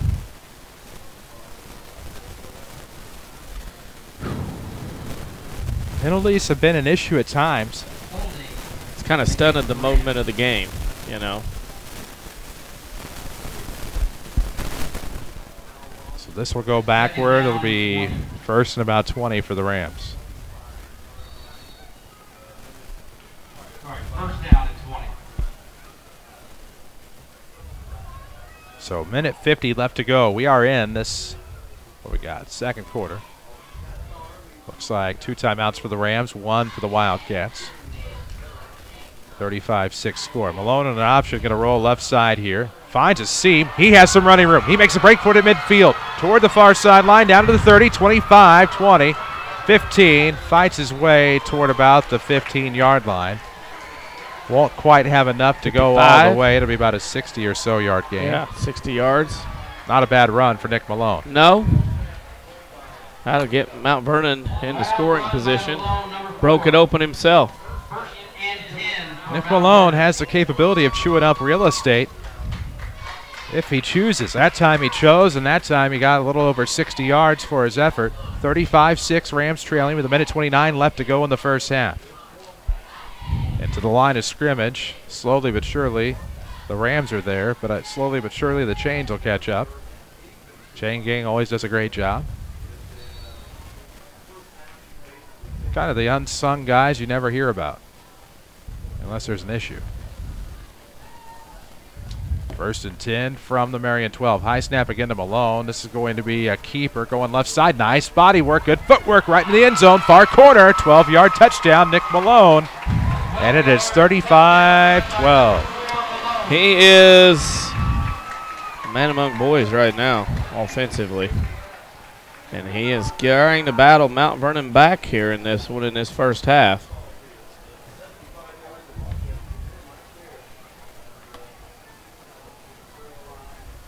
And a great run by Malone again, doing some things one-on-one that other guys can't do. 35-12 is the score. Rams will go for 2 here, obviously.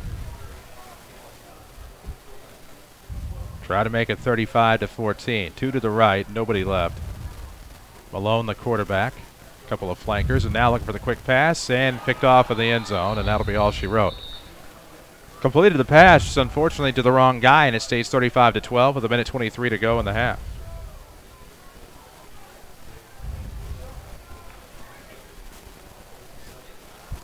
Saturday Sports Show comes your way tomorrow. AM 940, 96.5 FM, and WMIXSports.com. After the 8 o'clock news, we'll talk to John Shadowins, more than likely, barring miracle. Yeah, I mean, they're going to winning be 5-0. Yeah, they're well ahead. And we'll also talk with Mark Goodhart tomorrow. The rest of the lineup to be announced later. 1:23 to go. We are in the first half still from Ken Hunt Stadium on the campus of Mount Vernon Township High School. Tucked behind Shagnon 2.0. Nice track surrounds this football field.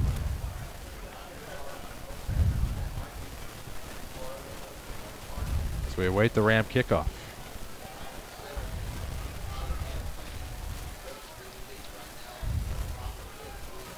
Ooh-wee.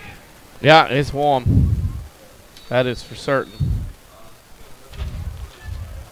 And Mount Vernon's done a pretty good job of hanging around here. It's kind of heat to put you to sleep. Yeah. Let a little bit out of you, too, without working out. And now a pooch to the far side, picked up by the Wildcats, shy of the 25, past the 30, now 35, 36, 37. Out of bounds on the far sideline. Spot will only be at about the 35-yard line. 1st and 10 for the Wildcats. 1:18 remains Hour here and in a the half half. first half, looks like.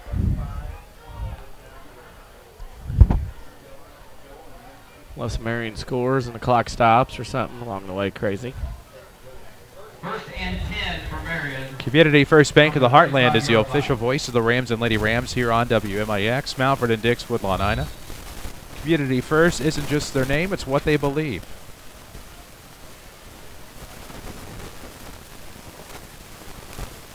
Two left, one right. Quarterback out of the shotgun. Ouch, foot pain. Ouch. Back to pass is Fletcher looking down the right sideline. Lacey, it'll be overthrown. Jaden Lacey's fast, but he's not that No, fast. sir. Yeah, that pass was out there. He can make a play. Pass is incomplete. Didn't quite work out that time for Jaden Lacey, who I believe had a 78-yard touchdown completion a bit earlier. And now, clock stopping with 1:13 left to go on the 35-yard line.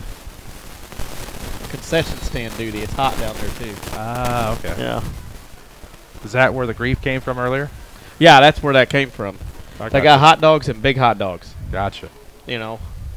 Yeah, Minute- that's what they told me anyway. 1:13 Clint left. Turner told me that's what was going on.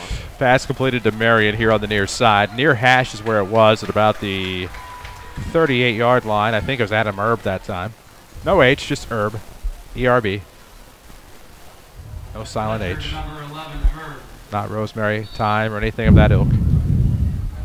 3rd and 7 now for the Wildcats after the 3-yard completion. Less than a minute to play in the first half. 35-12. Wildcats on top. The snap to Fletcher out of the shotgun. Rolling right. Looking downfield. Ooh, nice completion. Trying to get out of bounds. Not Jaden Lacey. That's somebody else on the far sideline. That is actually, I believe, old numero uno, James Beitner. Yeah, 8 yards. Pass complete to number 1. Good luck with that, PA guy.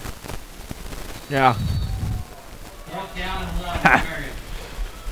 So 4th and Marion short for the go Wildcats. for it here. 41 not, right? seconds left. Sure. 4th and 1. Ball on their own 38. All they got to do is hand it off and run. They'll get the first down. Tripped up at about midfield, but still on the feet to the 45. Far hash is number 25. To about the 41-yard line. It'll be a gain of about 15 or so for Clayton Bastion. Clock will pause to move the chains with 32 seconds left to go in the half. It'll be 1st and 10 now for the Wildcats, who have 1 timeout remaining. We'll see if they go for a deep heave down the field. Fletcher, the quarterback, 1 back out of the shotgun, 2 receivers left, 2 to the right. And now here comes the play clock, and I don't think Marion is going to try. Maybe they are. Should have to. There we go. Rolling to the left side. This will be a quick completion to Erb. He'll step out of bounds at about the 33. A lot of passes in this game. It's first down, close to first down yardage for Marion. Pass complete to number 11, Herb. I give it? No, they're not. So it'll be 2nd down. Sorry. Slipped. That happens. Need to stick him. Ed Too Tall Jones, I need to borrow his stick him. Tacky. Is that what that stuff called that people used to use posters? Posters on the wall in the school district. Always left like a greasy residue. Yeah. 35-12 score. Marion on top. 2nd and 1. It's from the 32. Looking for a fade. Far corner of the end zone is where it's headed. That one will be completed by Lacey. Out of bounds. He'll step inside the 5, maybe to about the 2-yard line with 14.5 seconds left. It'll be about a 30-yard completion. Amazing catch over the shoulder. Made the catch. 1st and goal to go. Marion knocking on the door again. So it'll be 1st and goal from about the 3. 14.5 seconds left to go here in the first half. Marion trying to tack on another. Fletcher's out of the shotgun, going to take it himself, finds a seam, goes right on in, unscathed. And it's a 3-yard touchdown run, 38-12. Quarterback guy wasn't even touched. 41-12, rather.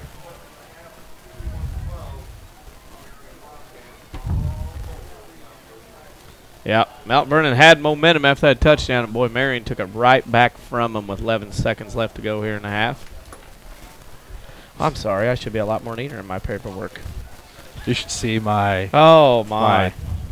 Well, it's what, not an your office, desk? whatever it is. Oh, I got a desk just like that this year. It's not the way it used to be in my classroom for some reason. 11.8 seconds left to go, 41-12 score. The kick is up. Looks like it split the uprights. It goes so high, it's hard to tell. Hit McClellan School down there. 42-12.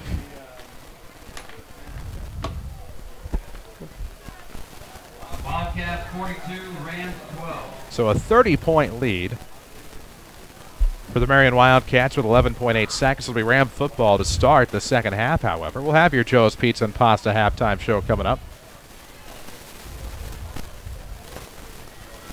There we go. What's the matter? Nothing. I didn't pack it. I mean, I have a charger. I just don't feel like getting it out, so I'm stealing a charger from one of our devices. You need a charger? I'm good. Okay. Stole one. I see amenity I like here. Charger's really close. The outlet. I can charge a variety of bevy of things. Sure. Don't worry. I'll find some time to cut out a space for like a wall unit. AC. I know we don't have any neighbors. Not really going to matter to you, I guess. But no, it doesn't matter to me. I mean, but, you know. Hey. Yeah, I noticed that now. Yeah, we don't have any neighbors. We lied to people. Guess I didn't because I don't know. It's my first time. Well, I mean, that's your second, so I'm half right up. Yeah. I've been 3 places, so it's okay. 11.8 seconds left to go. Here comes the kickoff. Fletcher's kick. Finally, on this side of the field, we'll get to the end zone for the touchback. 1st and 10.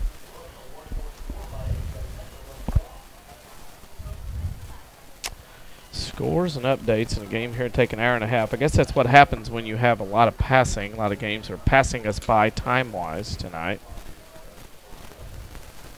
So the Rams will start 1st and 10 from their own 20. We have 11.8 seconds remaining here in the second quarter.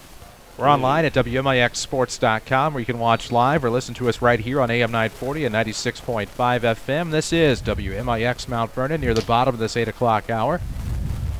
30-point lead for the Marion Wildcats.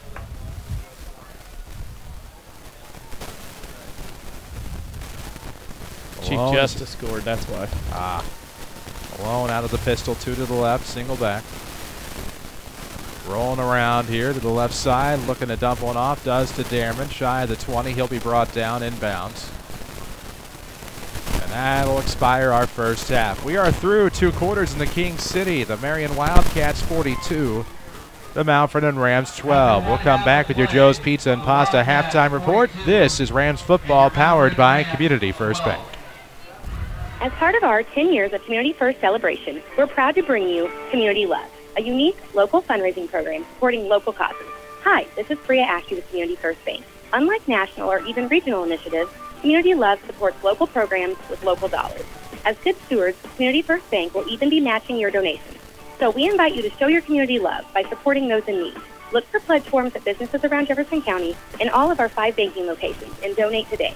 Community First Bank. Local matters. Member FDIC. Prospective students are invited to tour the Red Lake College campus during Preview Day on Saturday, October 7th. Faculty, staff, and administration will be on hand to answer questions about programs, admissions, financial aid, and more. Plus, tours of specific programs will be available. Attendees can register for prizes and swing by Warrior Fest, an annual campus event featuring a car show, vendor fair, children's activities, and much more. Visit us for Preview Day from 9 to 2 on Saturday, October 7th.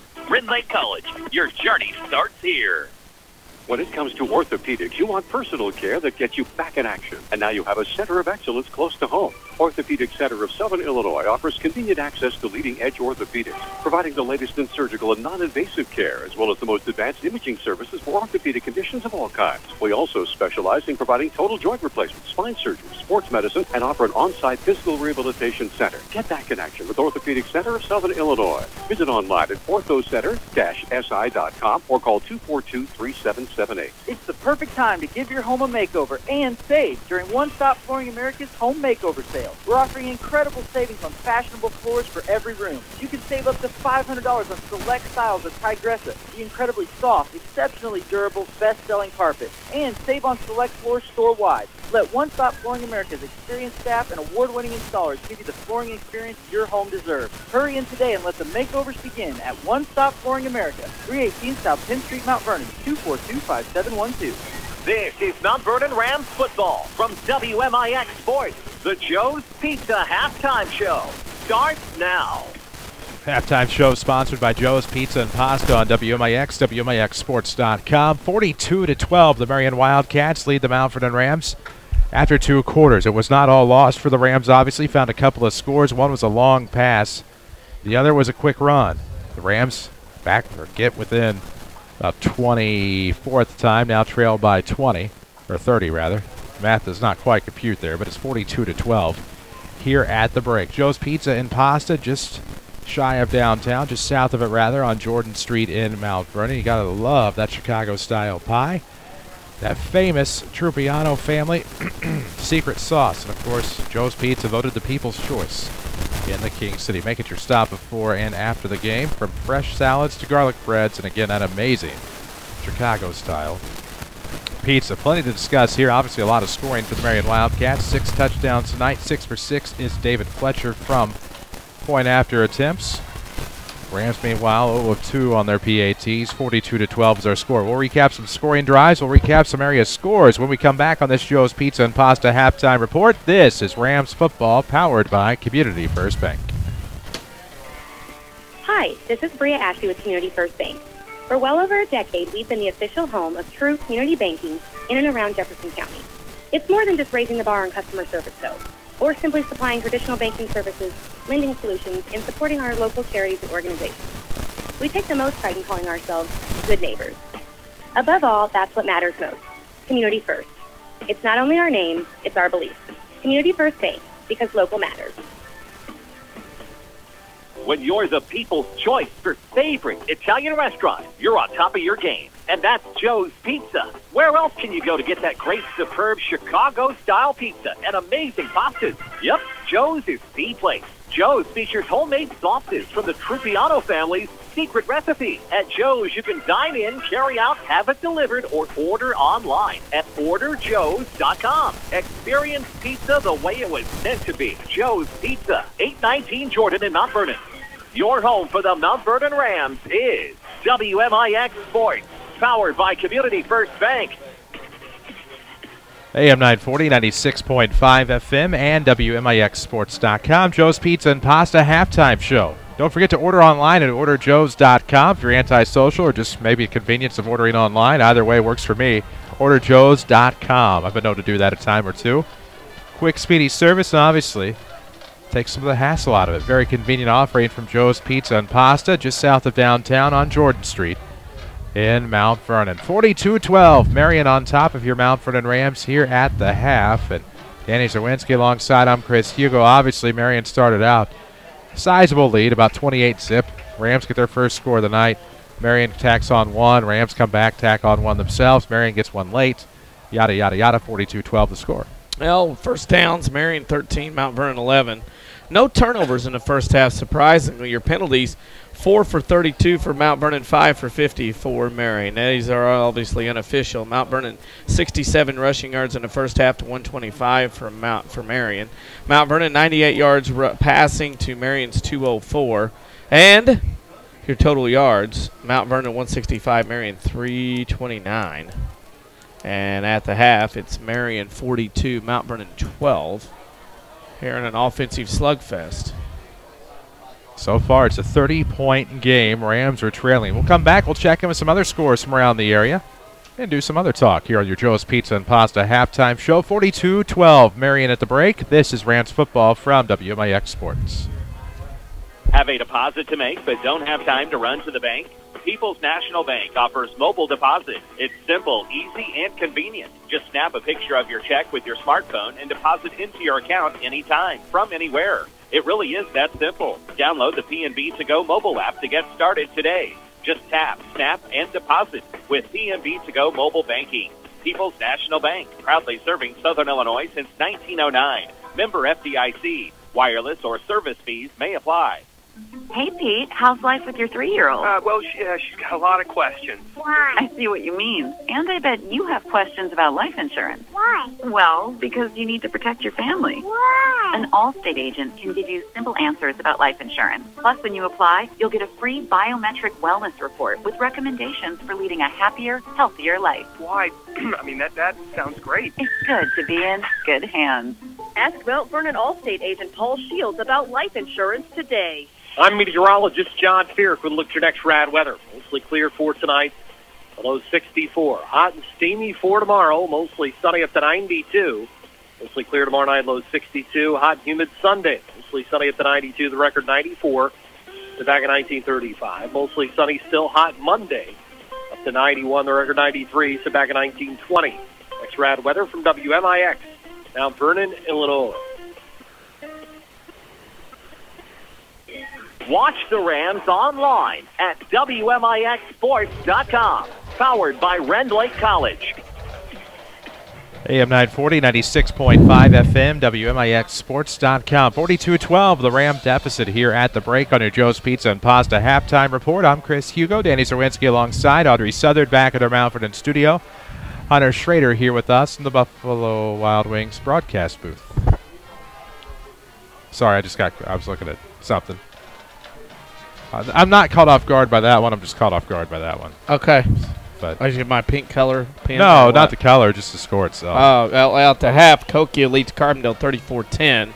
Third quarter, the Orphans have tied up the Crusaders in Belleville 14-all. To the Diamond. It's not pretty, 3 of the 4 games. Fairfield leads Carmi after 3, 18-0. Chester over JC at the half, 41-12. Cesarville, Waltonville, Woodlawn will have the Route 148 sign. They lead the Bearcats at the half, 58-0. And at halftime, it's El Dorado over Hamilton County, 6-0. Edwards County will make the drive to Vienna-Goreville tomorrow. Allegedly, they left Wednesday. We're just kidding. AJ in the third leads Carterville 41-0. That's a running clock now at the pit. Nashville over Sparta 21-6 at the half. DuQuoin leads Pinckneyville at the half 50-0. Third quarter, Harrisburg on the road at Massac leading the Patriots 28-7. It is Heron over Murphy 28-0. in the third quarter, and Benton will travel to West Frankfort tomorrow. You can listen to that game on Q106.3 FM. Also online at WQRLradio.com. Yes. Yeah, starting at noon. 11:40 pregame. You know a lot about that. Kickoff, yep. Redbirds and Rangers tomorrow. It's the before and after. That'll be interesting. Well, yes. 2-2 Rangers, 3-1 Redbirds, right? Yep, and Battle of Franklin County. And last year Frankfort was 3-1, riding high. They went to the playoffs last year, and Benton beat them at Benton. Frankfort 3-1 again. Benton goes into Frankfort and looks to try to keep the traveling trophy in Benton tomorrow. And we'll see what happens. High noon the kickoff. High noon. It'll be high heat, too. Yeah. That's no joke. It is going to be hot. Warm one here tonight, believe it or not. A lot of humidity is stuck around the King City. McClellan Township, to be more specific. 42-12 ball game. Mountford and Rams are trailing the Marion Wildcats here at the half on your Joe's Pizza and Pasta halftime show. We have plenty more to discuss. We'll take a break. We'll come back and do that. Scoring and stats, I think, possibly an option. Stay tuned. This is Rams football from WMIX Sports. Have you ever wondered how your homeowner's insurance works? Or whether you have enough coverage to protect you in an auto accident? Or what would happen to your family if you get sick or pass away prematurely? I'm your local State Farm agent, Tony Will, and these are the very questions that we help people with every day. If you don't have the answers to these questions, stop by my office in Mount Vernon. Waiting till a catastrophe happens to learn how your insurance works can be very costly. Don't let that be you. Find us on the web at TonyWilt.com or call us at 242-1421. Legence Bank would like to wish all the local Southern Illinois teams and coaches much success in the 2017-2018 academic year. Legence Bank proudly supports you on and off the field.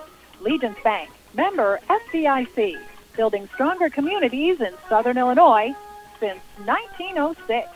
That's Legence Bank.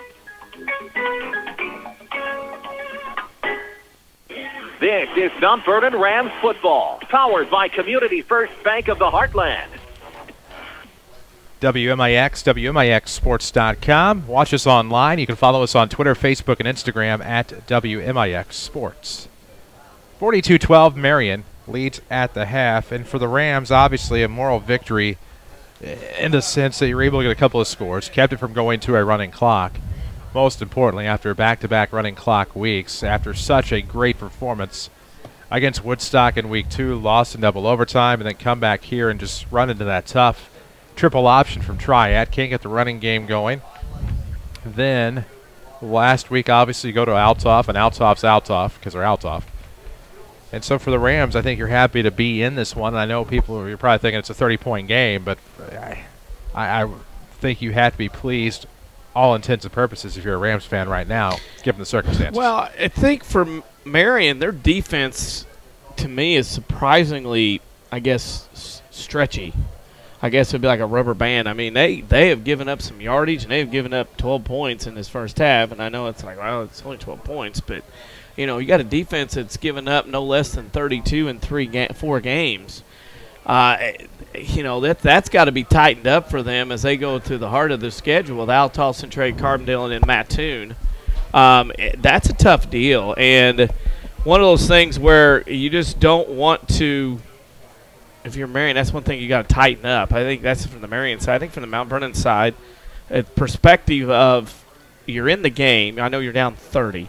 But you're in the game. You got an opportunity to come out here in the second half and maybe try to get back in with the football, I believe, to start the second half. So this is going to be one of them deals where Mount Vernon has an opportunity to couple scores, get back in, make some stops, do some things that, to get yourself back into the game. That's what you need to do here if you're Mount Vernon. I think you're a lot happier, obviously, if you don't get that late score from the Wildcats, and then you have the ball first to start the second half. I think that makes you a little bit happier. But I feel like that for the Rams, obviously, maybe an opportunity to get something going here to start the second half. They will start with the football. Shocked tonight that there's been no water breaks. Sure. I saw Kurt Gibson from the IHSA today tweet out about, being careful. All the people are hosting events.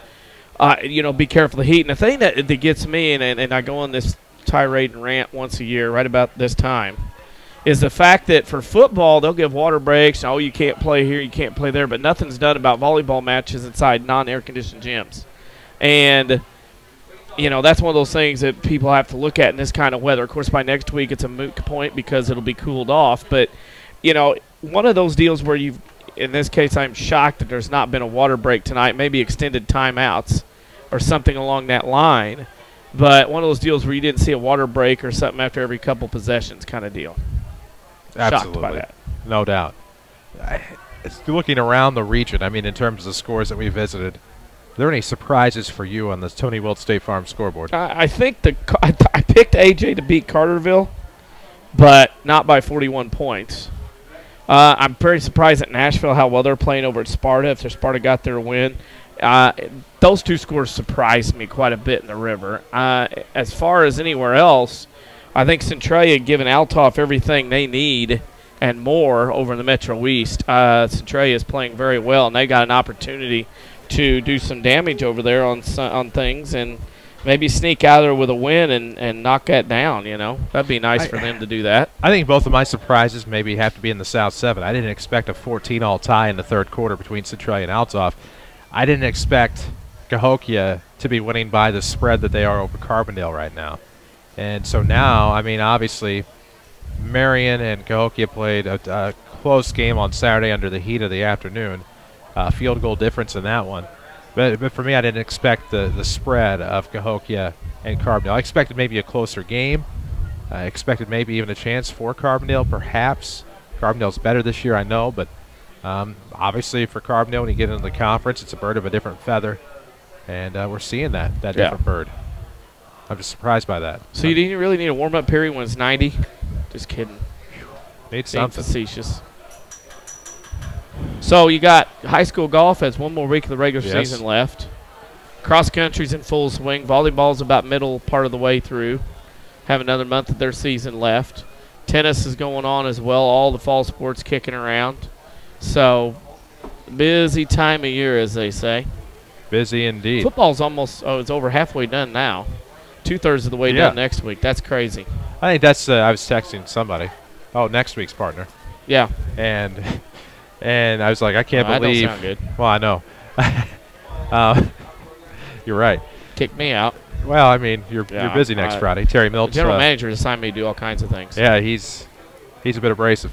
But Terry Mill will be with me next week, and it was he that I can't believe that we're already to a point where we are talking about Week 5, Week 6, and so that's crazy to me. But we do have one more break to take on this Joe's Pizza and Pasta halftime, 42-12 score. Marion on top. We'll come back, get you set for the second half in just a moment. This is Rams football, powered by Community First Bank. When it comes to banking, Banterra is the change you want to make. I'm Jeff Speed, Market Executive for Banterra, and you should know that our top priority is personal service. It's why Banterra is the region's largest locally owned community bank. We offer convenient online and mobile banking, mobile check deposit, online mortgage services, and have 25 Southern Illinois branches to serve you. Banterra Bank, proud supporter of Southern Illinois high school sports. Member FDIC, Equal Housing Lender.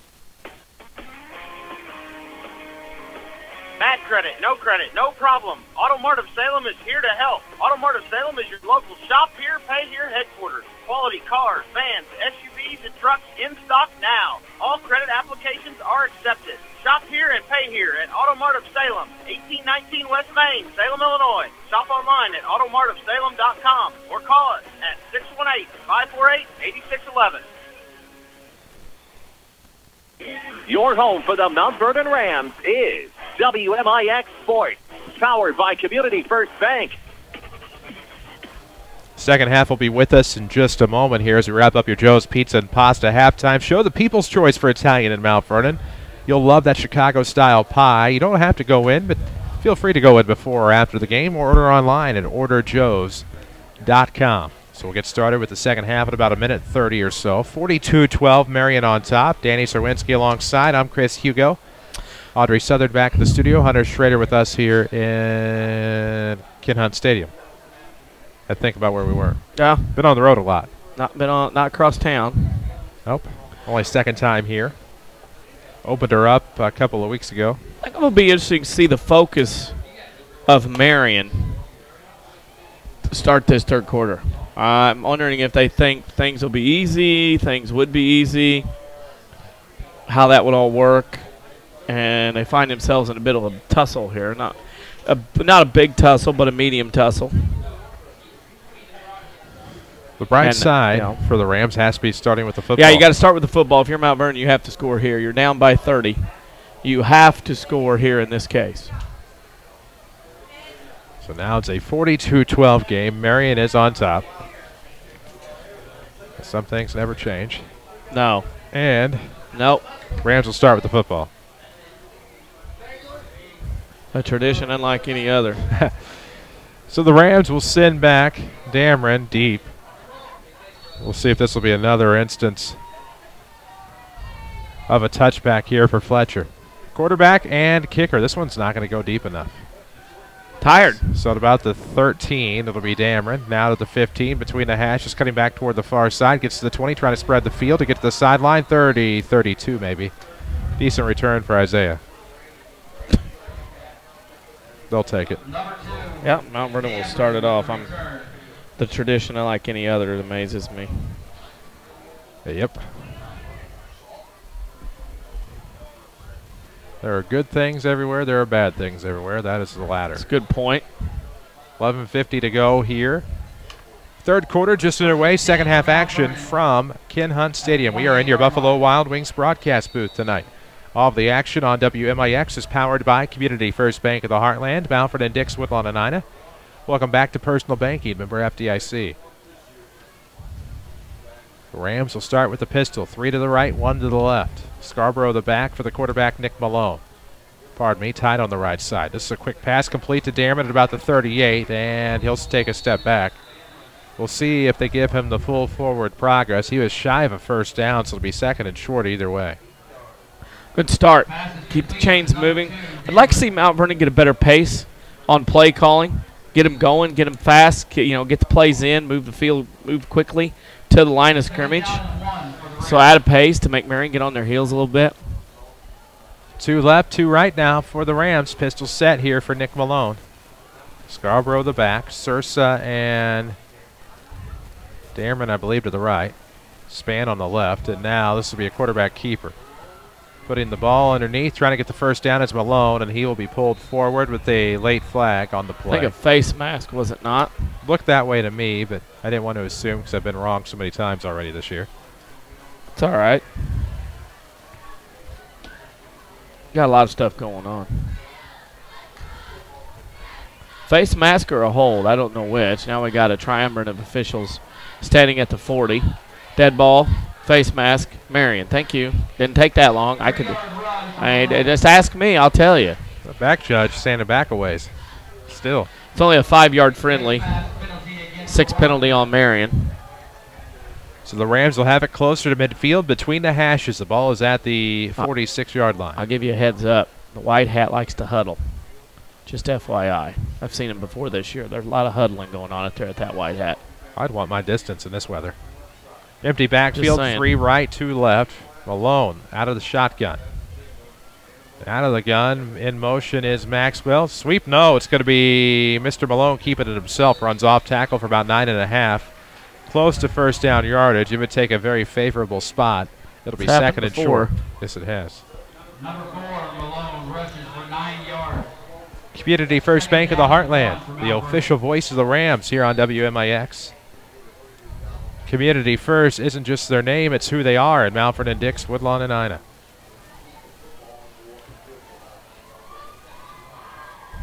So 2nd and 1 now for the Rams. Ball is about the Marion 46-yard line between the hashes. Pistol set for Nick Malone. 2 right, 2 left are the receivers. Leak split to the right side. High snap, hasn't been a problem before. This time it's going to be tough to get to. Marion kicks it. They kick it away, and now they fall on it about the 36-yard line to the 35.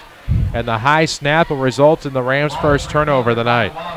Yeah, that was the first turnover of the game for either side.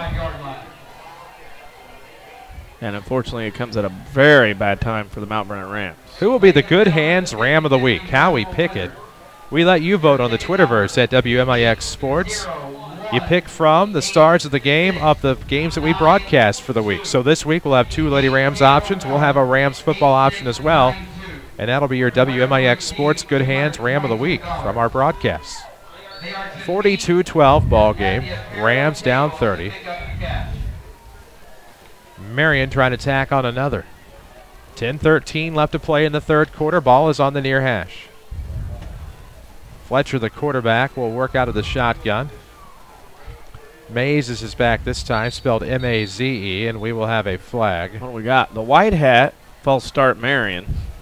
Now that's interesting. The white hat called a false start behind the play. That's a rarity, ladies and gentlemen. White hat doesn't mean they're calling that play. End of 3 in the Metro East. 14 all, Altoff and Centralia. That would be huge if the Orphans could pull that off. That would be one of those they go like this and thumb their nose and leave town. Because there's not much like between those two schools. So Fletcher has a back behind out of the pistol. It's Mays. Little pitch to the right side. He's back to the line of scrimmage looking for first down yardage. Near the out-of-bounds marker, sideline rather, near the 20. Got at least 15 out of it. Yep, good run around the outside. Right around the edge. I don't know about that spot. I thought he got further than that, but they'll give him a gain of about 17 instead of, or no. It's so you have seen Altoff. I have. To digress. You think they're as good as they have been in the past? Or no. Just a down year for their standards? I didn't think they were good for them, if that makes sense. Still great, don't get me wrong. Right. Off tackle run, Mays left side, gets to the 20, gain of 4, 2nd and 6. Not Rochester beatable quality. No. Okay. No, but I haven't seen Rochester this year. I can only assume like we can every year. Right. But I I don't know how to explain that. The defense I thought was great. And from having watched previous video, I just didn't see that firepower that you've come to expect, but they've had so many darn good teams over the years that it's easy to see that or feel that maybe this one's just not as good. But they're going to have a lot to prove. Their volleyball team, however, really making some hay over there in the Metro East. As this will be a quick snap to Fletcher. Not sure if it's a broken play or a designed keeper. Loss of maybe about a half yard, 3rd and 6. But all things considered, I mean, they're still a great football team and obviously going to be a conference contender. First final of the night. Fairfield beats Carmi 18-0. Mules just kind of quietly rolling. They always do. Justin Townsend, hard to believe, in his 37th year. AJ wins 41-7. Pistol play action. The Rams about to sniff it out, and that's going to be a big sack by the Rams. Looks like Amir Span got that one. He was just able to come out of the defensive backfield and chase after the quarterback, Fletcher. That'll be a loss all the way back to the 29. Loss of about 8. So 4th and about 14 and a half now for Marion. 8:34 mark of the third quarter. It's still 42-12 Wildcats. This is a big 4th down here for the Rams, it is. 4th and 15 for Marion from the Mount Vernon 29. Back to pass, Fletcher being chased again. They're chasing. He gets away. He has a seam. Wide open room to get to the first down marker inside the 15 toward the 10 out of bounds. That is a huge first down run, 19, 20 yards for Fletcher. Made something out of nothing, scrambled his way to a first down. And that's two quarterbacks that are very heady and understand what their roles are in this game. Fletcher is 6'1", 190, senior. Trying to lead this team downfield and get a score on their first drive of the half. 8:13 remains in this third quarter, 42-12 game. Quick snap, and now the inside handoff. That'll go to the right side. Plenty of running room there. Marion's going to sneak into the end zone as bulldozing his way in was Drake Gravatt. 13-yard scamper, and it's 48-12. Yeah, and that was what Mount Vernon did not need. And Mount Vernon had momentum, and Marion is taking it away here in this part of the game to start this third quarter. Touchdown run by number 20, Mofield. Carbondale trails Koki at 34-16. That's in the third quarter. I must not have seen the number correctly. They just said number 20, which is Mofield, so my apologies. Some of the numbers are a little tougher to read. Waiting for the kick to see if it'll be perfect, and it is good, 49-12. Extra point is good by number 10, Fletcher. So Marion 1 score away from making it 40. Wildcats 49. Mount Vernon had momentum, and they kind of let it get away. That fumble, that Marion cashed it in for the score.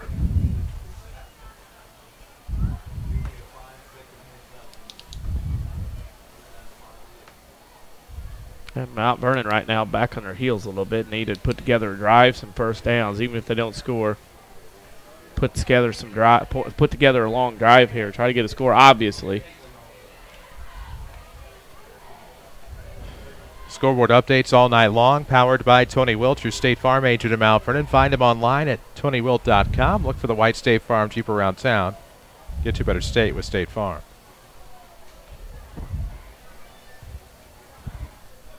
Awaiting the kickoff here. 49-12, the Marion lead. It's expanded to 37. Marion onside kick here, catch Mount Vernon completely off guard. Catch all Look of us at the off front guard. line. They're getting ready to turn. Nope.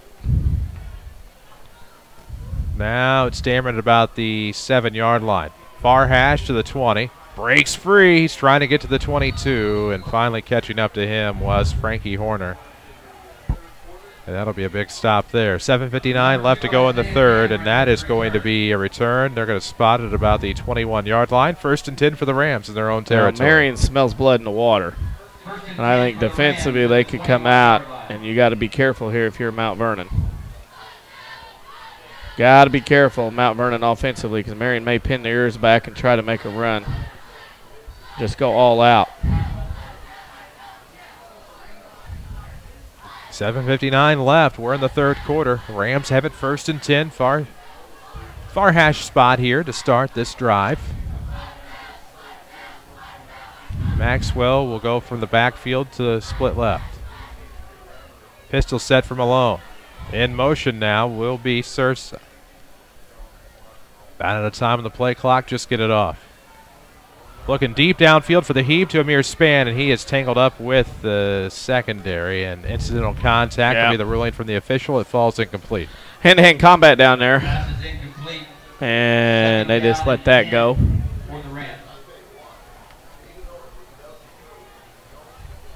7:52 left now in the third. Clock will stop.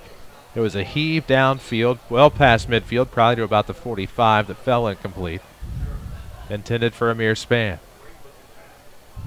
Rams will huddle up at about the 15. Far hash. The spot is at the 21. 7:52 remains in the third quarter. 49-12. Marion on top. Marion trying to improve to 3-2 and get over the 500 hump. 2 left, 2 right for Malone. Scarborough the back. Sursa is in motion. He will go to the left slot. Now the Rams snap, and that'll be a penalty. False start, Mount Vernon, their 5th of the game. Move it back 5 and start it again. 2nd and 15. Against the Rams. 5-yard penalty.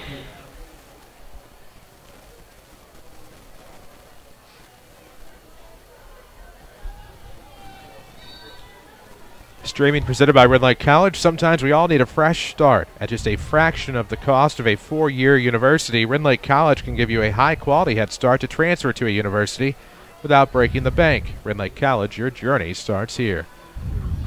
Rams have it 2nd and 15 from their own 16. Far hash. Left to right they move out of the pistol for Nick Malone, and that will be a carry going nowhere for Scarborough, even a loss, if you will.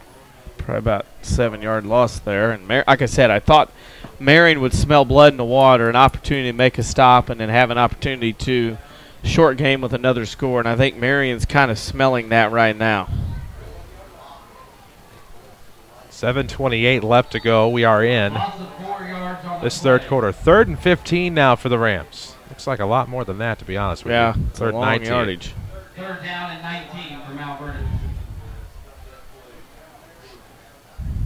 2 to the right, 2 to the left. Leak left side. He'll be in the slot. Dameron split all the way. Span is on the left side. Now Maxwell will come in as a back. In motion, Dameron. This will be a quick handoff, sniffed out by the Wildcats. Tackle for loss, 4th down. Marion in prime form here to get some great field position off this Ram punt. So now it'll be 4th and inside the 10. 4th down and 19 for Mount Vernon. So it'll be 4th and about 22 or so.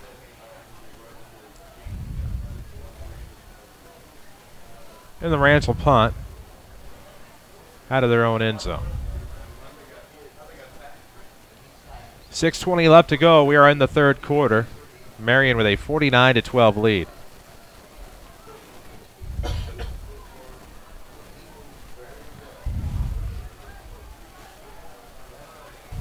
Waiting for the punt. Play clock's got to be trickling low, and now here it comes.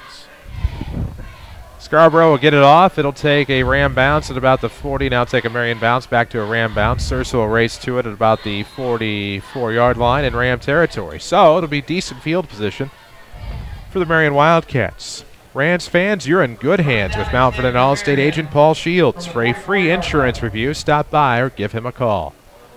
So now it'll be 1st and 10 for the Marion Wildcats. They lead 49-12, and a score would unfortunately make it a running clock situation. Yeah, Marion, again, short field, starting in Ram territory. The idea for them to try to score here and keep that clock moving.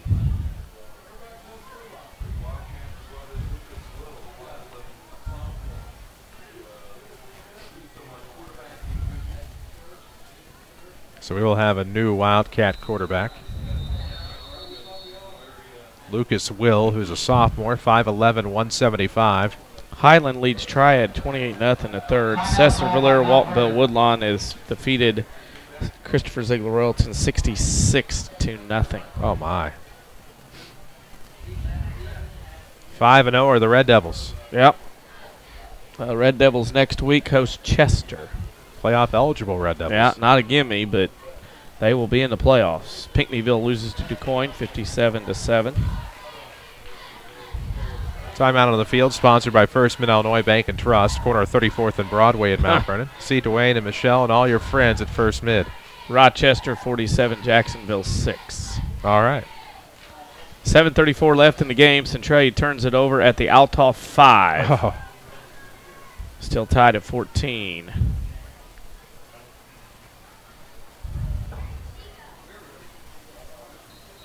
.553 remains.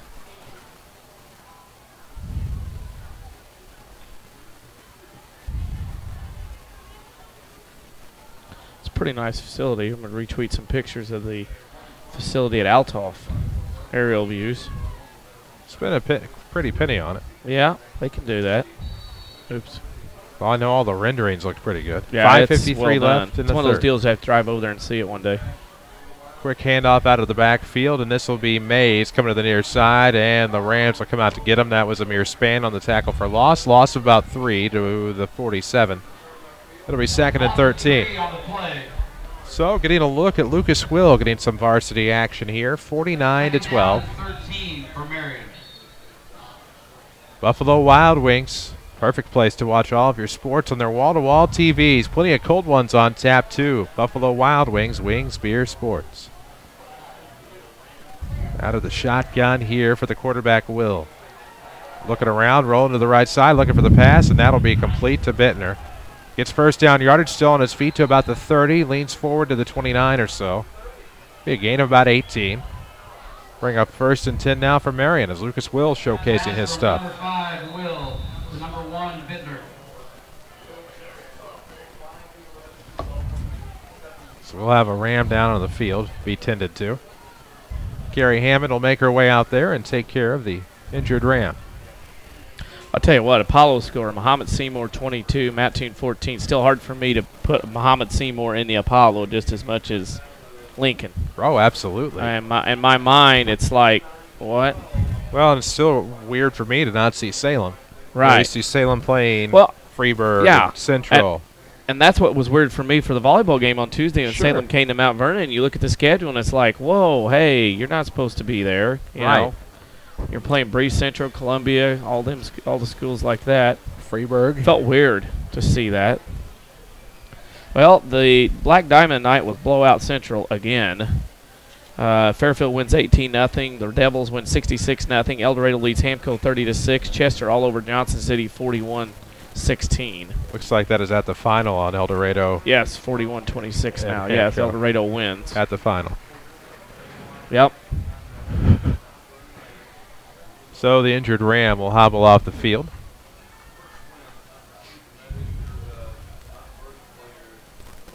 .5:10 left here in the third. Still plenty of time. It's a 49-12 game. Marion with the football. 1st and 10. The ball is on the Mount Vernon 34-yard line on the far hash. Actually on the 29. Sorry, I was reading the board.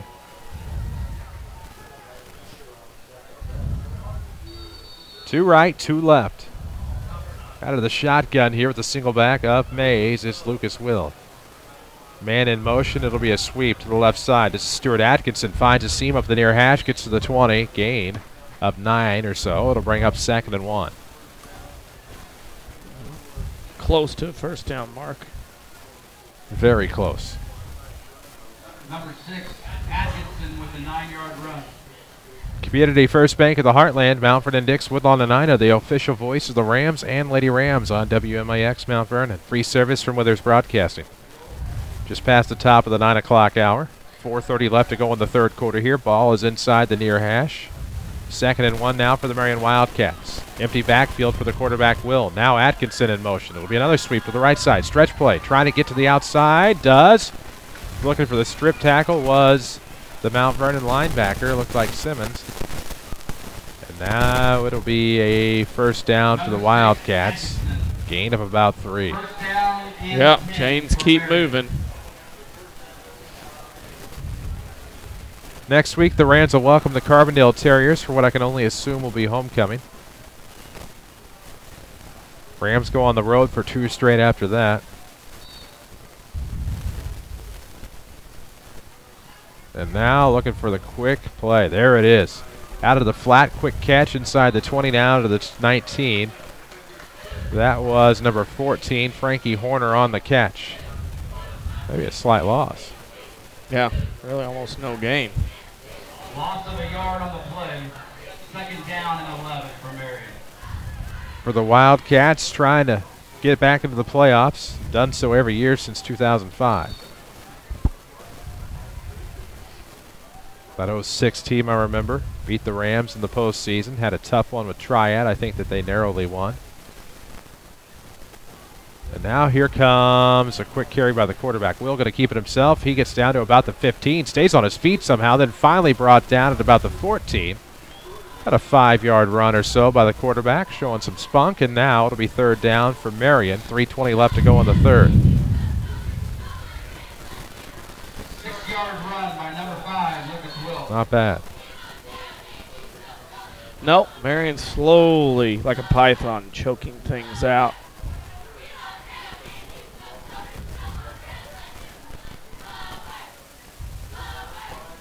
Third and 5 now for Marion. Off of the snap, rolling to the right side. Will looking for the pass in the end zone. That one will be broken up. I think Sechrist. Flag on the play, however. Salem losing to Westland 34-22. Kind of puts that in perspective. It's on Mount Vernon. Pass interference. So first down, Marion, goal to go on that one. 6th penalty of the game on the Rams. Pass interference against the Rams. Well, that'll happen. Centralia again drove deep in Altoff territory. Interception this time. The Crusaders have it, starting a drive of 4:45 left in regulation at their own 11. Dang, is it still tied? Yeah, Centralia has had opportunity after opportunity. 1st and goal now. It's an opportunity for the Wildcats. Will, the snap. Going to be a quick handoff. Nope, going to keep it himself. Rolls right up the middle. Spins around off some would-be tacklers.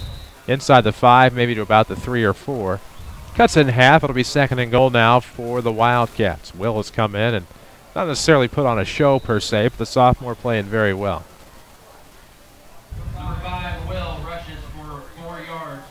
2nd and goal for Marion. So Simmons will come back on for Spann, who will hobble off. Rams have a couple of freshmen out there tonight. Quite a few, actually. So 2nd and goal from the 3-yard line, 49-12 score. Marion trying to make it a running clock affair. See some other Rams check in here. Back here next week, 6:30-ish pregame, 7 o'clock your kickoff. Rams in Carbondale. You can watch it live at WMIXsports.com or listen, AM 940, 96.5 FM. Quick handoff. It'll be right up the middle and into the end zone for the score for Clayton Bastion. 3-yard score makes it 55-12. And that will ensue the running clock.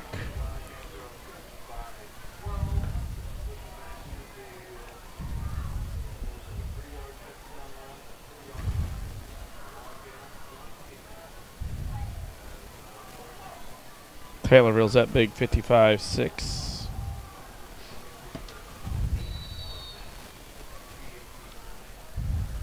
.205 remains. We are in the 3rd quarter. We await the point after attempt. Fletcher will come back into the game to kick. Try to make it 8 of 8. Hi, Clayton. Is he back? Yeah, he said hi on Twitter. Thought this for a while. Yeah. Good to have him back. Yeah. Good kid. Not a kid anymore. No. He's an old man like Get us. some years on him now. Yes. 2:05 remains. We are in the 3rd quarter. It'll be a running clock after the kickoff. 56-12 is the Marion lead here late in the 3rd quarter. 2:05 left to go. Chris Hugo, Danny Czerwinski alongside. Hunter Schrader with us in the Buffalo Wild Wings broadcast booth. Audrey Southard back at the Mount Vernon studio tonight. As we await the Fletcher kickoff. Most everybody's going to be done before this one. Looking that way.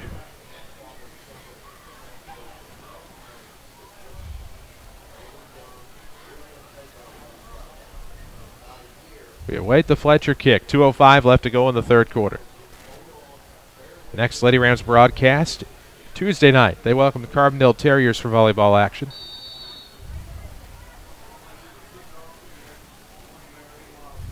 There comes the kick from Fletcher. Won't go deep enough for the touchback. Dameron with it about the 5-yard line. Between the hashes at the 15, and he will be swallowed up. That's going to be a big tackle there. Absolutely swallowed up, so much so the helmet came off. I think that was Terrell Henderson, pardon me. Waterloo beats Civic 42-6. Westcliffe on top of Salem now 41-22. Triad trails Highland 28-6. Centralia is in business. They are at the Althoff 36 with 2:39 left to go in the game. Unreal. The chances that they have had tonight is unbelievable. Down and 10 for Mount Vernon. 16-yard line. Makes you wonder how good Morton is. Yes. Minute 15 left to go in the 3rd quarter. For the Rams, it's 1st and 10 finally. From their own 16-yard line. Between the hashes on the spot, Rams moving left to right for the rest of the 3rd quarter. Out of the pistol set for Nick Malone, left and right. Man in motion is the freshman Leak. Sweep to Leak, nope, right up the middle for Malone. He will get a couple of yards and push from behind, knocked down at about the 25. Ends up gain of about 8. Not bad, 2nd and 2. Nope. Got some help. Yeah, I got some push. By number 4, Malone. 2nd down and 9 for Mount Vernon. So now 2nd and short for the Rams. 35 seconds left to go here in the 3rd. We'll have the 4th quarter coming up. 56-12, Marion on top. Now for Malone, one final play possibly here in this 3rd quarter. 4 receivers, 2 left, 2 right. Trying to get away from the defender. Got a block now in the backfield, about the 15. Going to try to run for his life. Tiptoes the sideline, out of bounds at about the 28, 27. All that running for a gain of about 2 or 3, but better than the loss that was shaping up in the backfield. That'll be the end of the 3rd quarter as time will expire. It'll be a running clock still when we come back with the 4th. After 3, the Marion Wildcats 56, the Mount Vernon Rams 12. This is Rams football powered by Community First Bank. As part of our 10 years of Community First celebration, we're proud to bring you Community Love, a local fundraising program supporting local causes. Hi, this is Joanne Joy, Vice President of Community First Bank. Unlike national or regional initiatives, Community Love supports local programs with local dollars. As good stewards, Community First Bank will be matching your donations. We invite you to show your community love by supporting those in need. Look for pledge forms at businesses in Jefferson County and our 5 banking locations and donate today. Community First Bank, Local Matters, member FDIC. You could get rewarded for sleeping, would you? Or for sitting in a comfy chair watching football on TV. That dream job is real thanks to Buffalo Wild Wings. You can come in, watch football, and earn points with Blazing Rewards just for being there. Buffalo Wild Wings means beer, sports. Terms and conditions apply. Must be a Blazing Rewards member. To join and for details, visit BlazingRewards.com or download the Blazing Rewards app. Buffalo Wild Wings in Mount Vernon, located right off the interstate on Potomac Boulevard. Streaming worldwide at WMIXSports.com. This is Mount Vernon Rams football from WMIX Sports. AM 940, 96.5 FM and WMIXSports.com. We head to the fourth. Mount Vernon Rams with the football. 56-12 is the Marion lead. They'll start 1st and 10 from their own 28 on the right hash. Dropping back, 3-step drop for Malone. Now rolling left, looking deep downfield, and Dameron's going to have to catch up with this. What a great bat by Frankie Horner. Yeah, and I think he couldn't catch it, and he was trying to back tap it or tap it across to a teammate to kind of try for the interception. Got a hand up but couldn't make the play. Works out, though, for Marion for an incomplete pass. Almost a pick off on that one. Yes. Sometimes when you get back and you get a good pick going, it's hard to get away from it, and Marion was that close to having a good pick off there at that point. 1 fingertip away from a good pick. Indeed. Right now, 11:20 left, running clock here. Community First Bank of the Heartland, the official voice of the Rams. Community First isn't just their name, it's who they are. 2 left, 2 right for Mount Vernon. Out of the pistol for Nick Malone. The back is Scarborough. We'll drop below the 11-minute mark of the fourth here. Tough snap. It was high. He got it, though. No problem for Malone. Rolling to the right side, trying to get away from the defender. That time, shoestring tackle. Tripped up. There'll be a loss to about the 20, maybe a loss of about 8 or so, depending upon the spot. So, Centralia, with a minute and a half to go, leads 21-14. Loss of 8 on the play. 3rd down and 18 for Mount Vernon. So 56-12 the score here. Rams trailing Marion. 3rd and 18 now for the Rams. On the far hash is a spot, just shy of the 20-yard line. They'll send Span out to the left, 3 on the right side. Nope, 2 right, extra back in the backfield.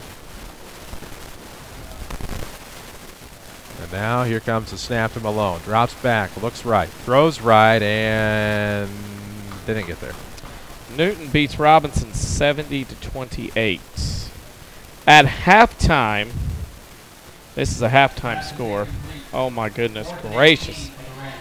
Peoria High School 58, Bloomington 34. That is a halftime score. Was it Peoria and Manual or Peoria and Peoria? It was Peoria, Notre Dame, I think. Yeah, 82-80. 82-80 last year. 9:38 left here. 4th and 18 for the Rams. They're going to punt. Ball is on their own 20 or thereabouts. Far hash. Oh. That's crazy to me, all that points scored. End over end punt. That's a great punt. Muffed and almost recovered by the Rams. It's fumbling around out there shy of midfield on the Mount Vernon side. Yep. For those of you missed that score, it's Peoria High School, the Lions, leading Bloomington 58-34 at the half. Kokia now up on Carbondale 40-34. 40-22. Somebody's told me a lie on the score. Nearing the end of the third. 56-12 here. 8:50 left to go in the third quarter. Scoreboard updates are sponsored by Tony Wilcher, State Farm agent of Mount Vernon. Find him online at TonyWilt.com. See how you can get to a better state with State Farm.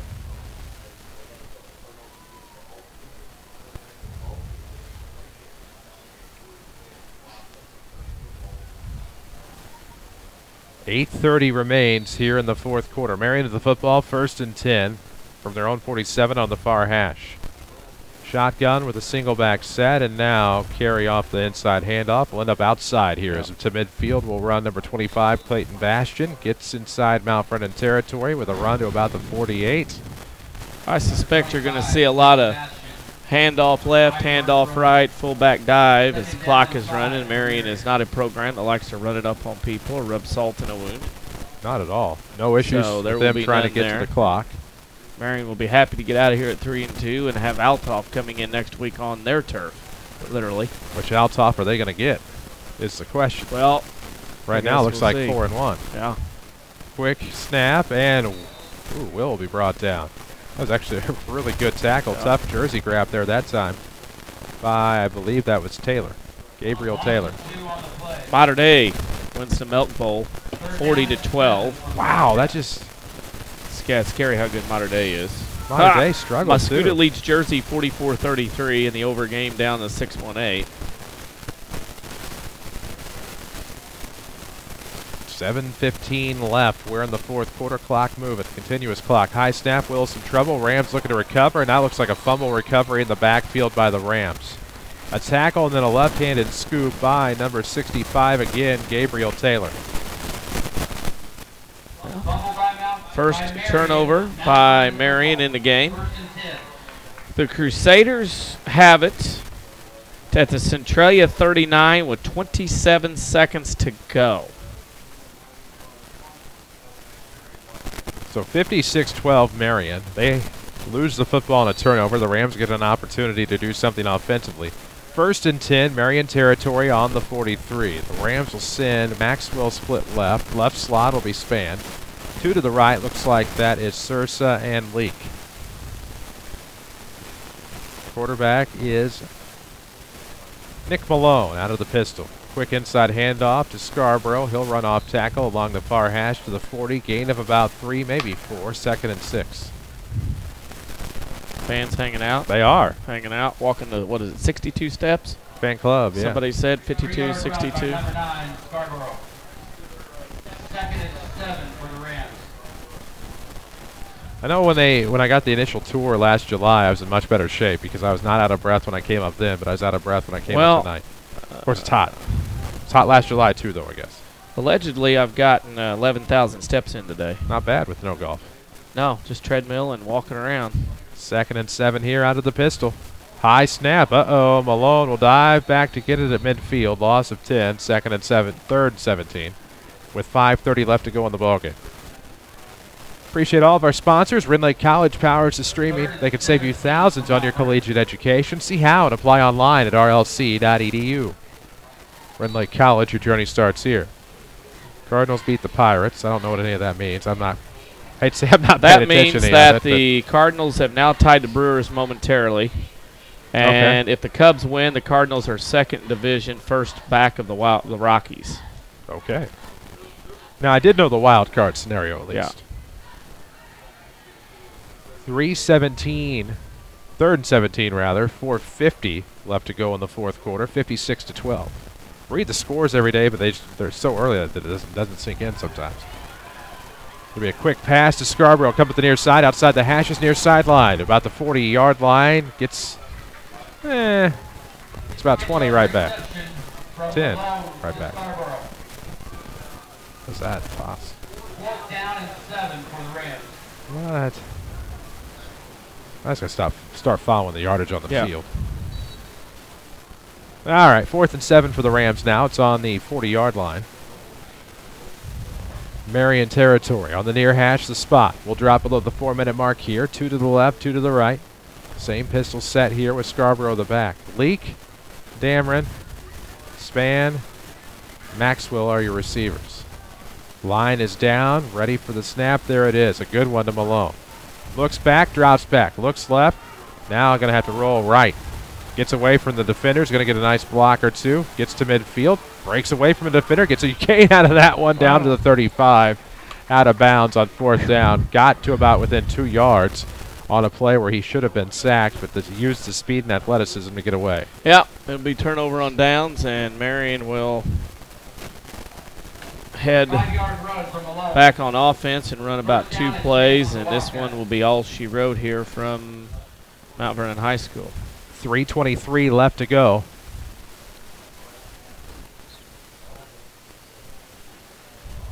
We're in the fourth quarter from Ken Hunt Stadium. 56-12 is the Wildcat lead. They're looking to get to 3-2. The Rams will drop to 0-5. Carbondale comes to town next week. Marion welcomes Altsoff. Will it be 4-1 Altsoff is the question.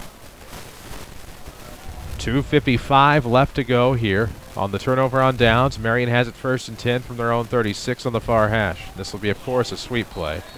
And that's a heck of a tackle coming out of the backfield. It looked like that was Gabriel Taylor. And that is going to be a loss on a very hard tackle to bring up 2nd and 14. We'll drop below the 2:30 mark. Community First Bank of the Heartland, the Community Love campaign for their 10th anniversary. Great way to benefit the local community because Community First isn't just their name, it's what they believe. 2:20 left, 2nd and 14 for the Wildcats. Far hash from their own 32. Shotgun set here for the quarterback, Wills. Bounces off the defender, comes near side, but the defender quick to catch up. And that time, I think it's Taylor again. 2 minutes to go now. Will with the carry, 3rd and 14. So Lucas Will, all of 5'11", 175 pounds. 56-12, Marion lead. Bottom of the 9 o'clock hour. This is WMIX Mount Vernon. East Side beats Collinsville 80-7. I saw that. Woo-wee. East St. Louis 80, Collinsville 7. Golly. It's not 1-8. That's 8-0. Yes. Quick pitch on a little flick to the left side. Not going to be much for Clayton Bash on that carry. It'll bring up 4th down with 1:30 left. We'll have your Schmidt Chevrolet Cadillac postgame show coming up. Schmidt Chevrolet, 3423 Broadway in Mount Vernon, schmidtchevrolet.com, or Schmidt Cadillac at schmidtcadillac.com. Oh, the Nats have shown up. Yeah, they have. So 1:09 left to go, 4th and 17 for Marion. Marion's got 3 of their last games, 3 of their last 4 at home. Marion's going to punt here. So now, with less than a minute to go, it'll be corralled, looks like, by Leak inside the 40. To the 40-45, trying to get to midfield, falls at about the 47-yard line. And so I can't imagine a play will get off here. Yeah. 56-12. So the offense is out there wanting to run another one.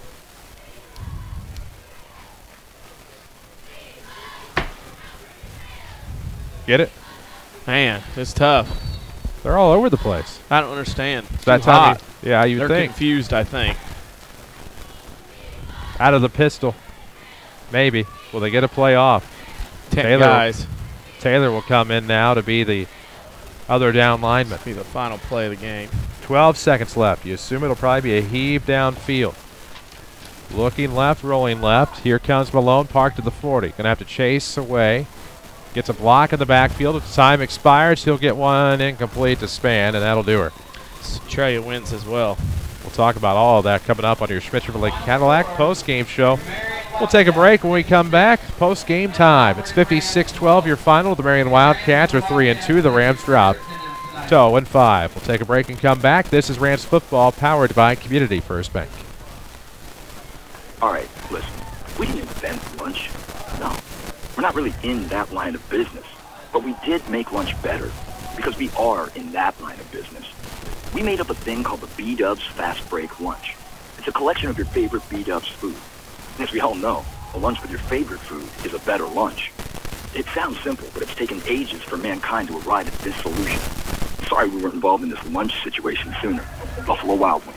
Tokyo get home tonight at 2 in the morning. According to FoxBusiness.com, automobile insurance providers estimate that on average, a person will experience 3 to 4 auto collisions in a lifetime. So the big question is, how do you know where to bring your vehicle after you've been in an accident? This is Chase Landers from Landers Towing and Collision Centers in Mount Vernon and Salem. It's easy for me to say that Landers is where you should always consider anytime you suffer damage to your vehicle. And here's why. Not only do we offer limited lifetime warranty on all repairs and refinishes, but we also complete the repairs using the highest quality refinish products the market has to offer. Landers is also a direct repair facility for most insurance carriers, and in many cases provide a courtesy vehicle or easier access to a rental. We understand what it's like to be in a bind. If unfortunate circumstances fall upon you, we offer prompt RV collision repair services, towing, and heavy-duty towing and collision as well. That's why we feel comfortable saying we're the best. So come see the professionals in Mount Vernon and Salem, or feel free to look us up at landersauto.com. Big or small, Landers fixes them all. Call 1-888-LANDERS. That's 1-888-LANDERS. There's something for everyone at Red Lake College's 5th Annual Warrior Fest. Children's activities, a car show, and a vendor fair will cover the Ina Camp Day, October 7th. New events include a demo day with the RLC Golf Outlet and an open house preview day for prospective students. Listen to live music by Hot Rod Night and food prepared by the RLC Culinary Arts students will make for a great afternoon for the young and young at heart. Come experience all the RLC campus has to offer at Warrior Fest on Saturday, October 7th from 9 until 2. Hi, this is Joanne Joy, Senior Vice President at Community First Bank. For well over a decade, we've been the official home of true community banking in and around Jefferson County. And beyond simply supplying traditional banking services, lending solutions, and supporting our local charities and organizations, we take the most pride in calling ourselves good neighbors. Above all, that's what matters most, community first. It's not our name, it's our belief. Community First Bank, local matters, member FDIC. This is Mount Vernon Rams football from WMIX Sports. The Schmidt Chevrolet Cadillac postgame show starts now. WMIX, WMIXsports.com. Mount Vernon Rams fall tonight 56-12 to the Marion Wildcats. The Rams are now 0-5. Marion leaves here with a record of 3-2. This is your Schmidt Chevrolet Cadillac postgame show. I'm Chris Hugo. Danny Czerwinski is alongside DC for the Rams. Obviously, first half, a little bit better performance. Tough to beat a Marion team, obviously, but Marion just kind of came out strong in the second half and wanted a little bit more. Yeah, wanted a little bit more, wanted more things done. And Marion, you know, I think in the second half felt like they had some blood in the water, and they took it to Mount Vernon when they needed to. And right there, Marion gets the win and gets over 500, and Mount Vernon now drops to 0-5 and, of course, eliminated from playoff contention. We will take a break on this Schmidt Chevrolet Cadillac postgame. Come back, talk a little bit more, get you some scoring and stats, and a whole lot more. This is Rams football powered by Community First Bank.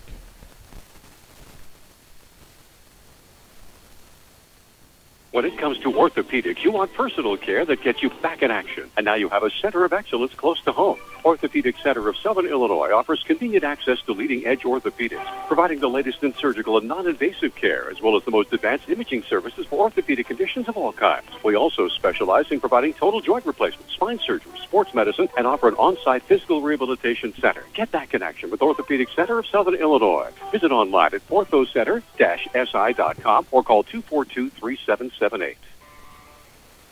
Wouldn't it be great if we all had a friend or neighbor you really trusted or to help assist you in managing your money? A helpful hand to look out for your best interests. Well, you do. That's exactly who Community First Bank is. Chances are you've seen us at the ball fields, in church, or right next door. Local Jefferson County residents, from the smiling, helpful tellers all the way to our executive board. We're proud to call Jefferson County home. We're always here to help. Community First Bank, local matters, member FDIC. Back to the Buffalo Wild Wings broadcast booth. This is Mount Vernon Rams football from WMIX Sports. AM 940, 96.5 FM, and WMIXsports.com. Chris Hugo, Danny Czerwinski alongside. 56-12 the final score. The Marion Wildcats victorious over your Mount Vernon Rams, and scoring and stats of this one it might tell us a tale, but I think we all knew by about halftime. Mount Vernon 12 first downs to Marion 18. Turnovers, Mount Vernon had 2, Marion 1, all those in the second half. Penalties, Mount Vernon 6 of 52, Marion 7 of 60. Rushing, Mount Vernon really went down in the second half. They had negative 26 in the second half, a total of 41 yards in the ball game. Rushing, Marion had 206. Total yard, Mount Vernon had 106 passing yards to Marion's 214 total yards. Marion 420, Mount Vernon 147. As Marion wins tonight 56-12. That's a look at your scoring and stats. We have more to come, including your 3 stars of the game. Coming up on this Schmidt Chevrolet Cadillac post-game show, Marion wins at 56-12. We'll talk about it next. This is Rams football from WMIX Sports. If you could get rewarded for sleeping, would you? Or for sitting in a comfy chair watching football on TV? That dream job is real thanks to Buffalo Wild Wings. You can come in, watch football, and earn points with Blazing Rewards just for being there. Buffalo Wild Wings. Wings, Beer, Sports. Terms and conditions apply. Must be a Blazing Rewards member. To join and for details, visit blazingrewards.com or download the Blazing Rewards app. Buffalo Wild Wings in Mount Vernon, located right off the interstate on Potomac Boulevard. Prospective students are invited to tour the Ridden Lake College campus during Preview Day on Saturday, October 7th. Faculty, staff, and administration will be on hand to answer questions about programs, admissions, financial aid, and more. Plus, tours of specific programs will be available. Attendees can register for prizes and swing by Warrior Fest, an annual campus event featuring a car show, vendor fair, children's activities, and much more. Visit us for Preview Day from 9 to 2 on Saturday, October 7th. Ridden Lake College, your journey starts here. This is Mount Vernon Rams football from WMIX Sports. The 3 stars of the game are next. Well, it's that time again on your Schmidt-Chevrolet Cadillac post-game show. Chris Hugo, Danny Czerwinski alongside, and we did not talk about it off air. No. It's been a while since we've been able to talk on air or off air. But yeah, I've got Nick Malone. Thought had a good game. I also thought Amir Span made a couple good catches. And Cade Scarborough, I thought, had a good game as well. So there we go. Those are your 3 stars of the game tonight. Next Rams broadcast will be Friday, 1 week from tonight, 6:30 your pregame, 7 o'clock will be your kickoff here on WMIX. You can watch it live at WMIXsports.com as Carbondale comes to town. Right now they are trailing Cahokia. Hey, I get scores, couldn't I? Oh, yeah, let's do that. Let's do that. There we go. Fourth quarter, Cahokia 48, Carbondale 22. This is all the rest of these are finals. Centralia upsets Althoff at home, or at Althoff on that new field, 21-14, though it's not officially open yet at Althoff High School. Anyway, Fairfield over Carmi 18-0. JC over, I should say Chester over JC, 47-29. That's Chester over Johnson City. SVWW in the playoffs, 66-0 over CZR, and El Dorado over Hamilton County, 30-6. Edwards County goes to Vienna Goreville tomorrow. AJ beats Carterville 41-7, running clock. Nashville over Sparta 35-14. DuQuoin over Pinckneyville 57-7.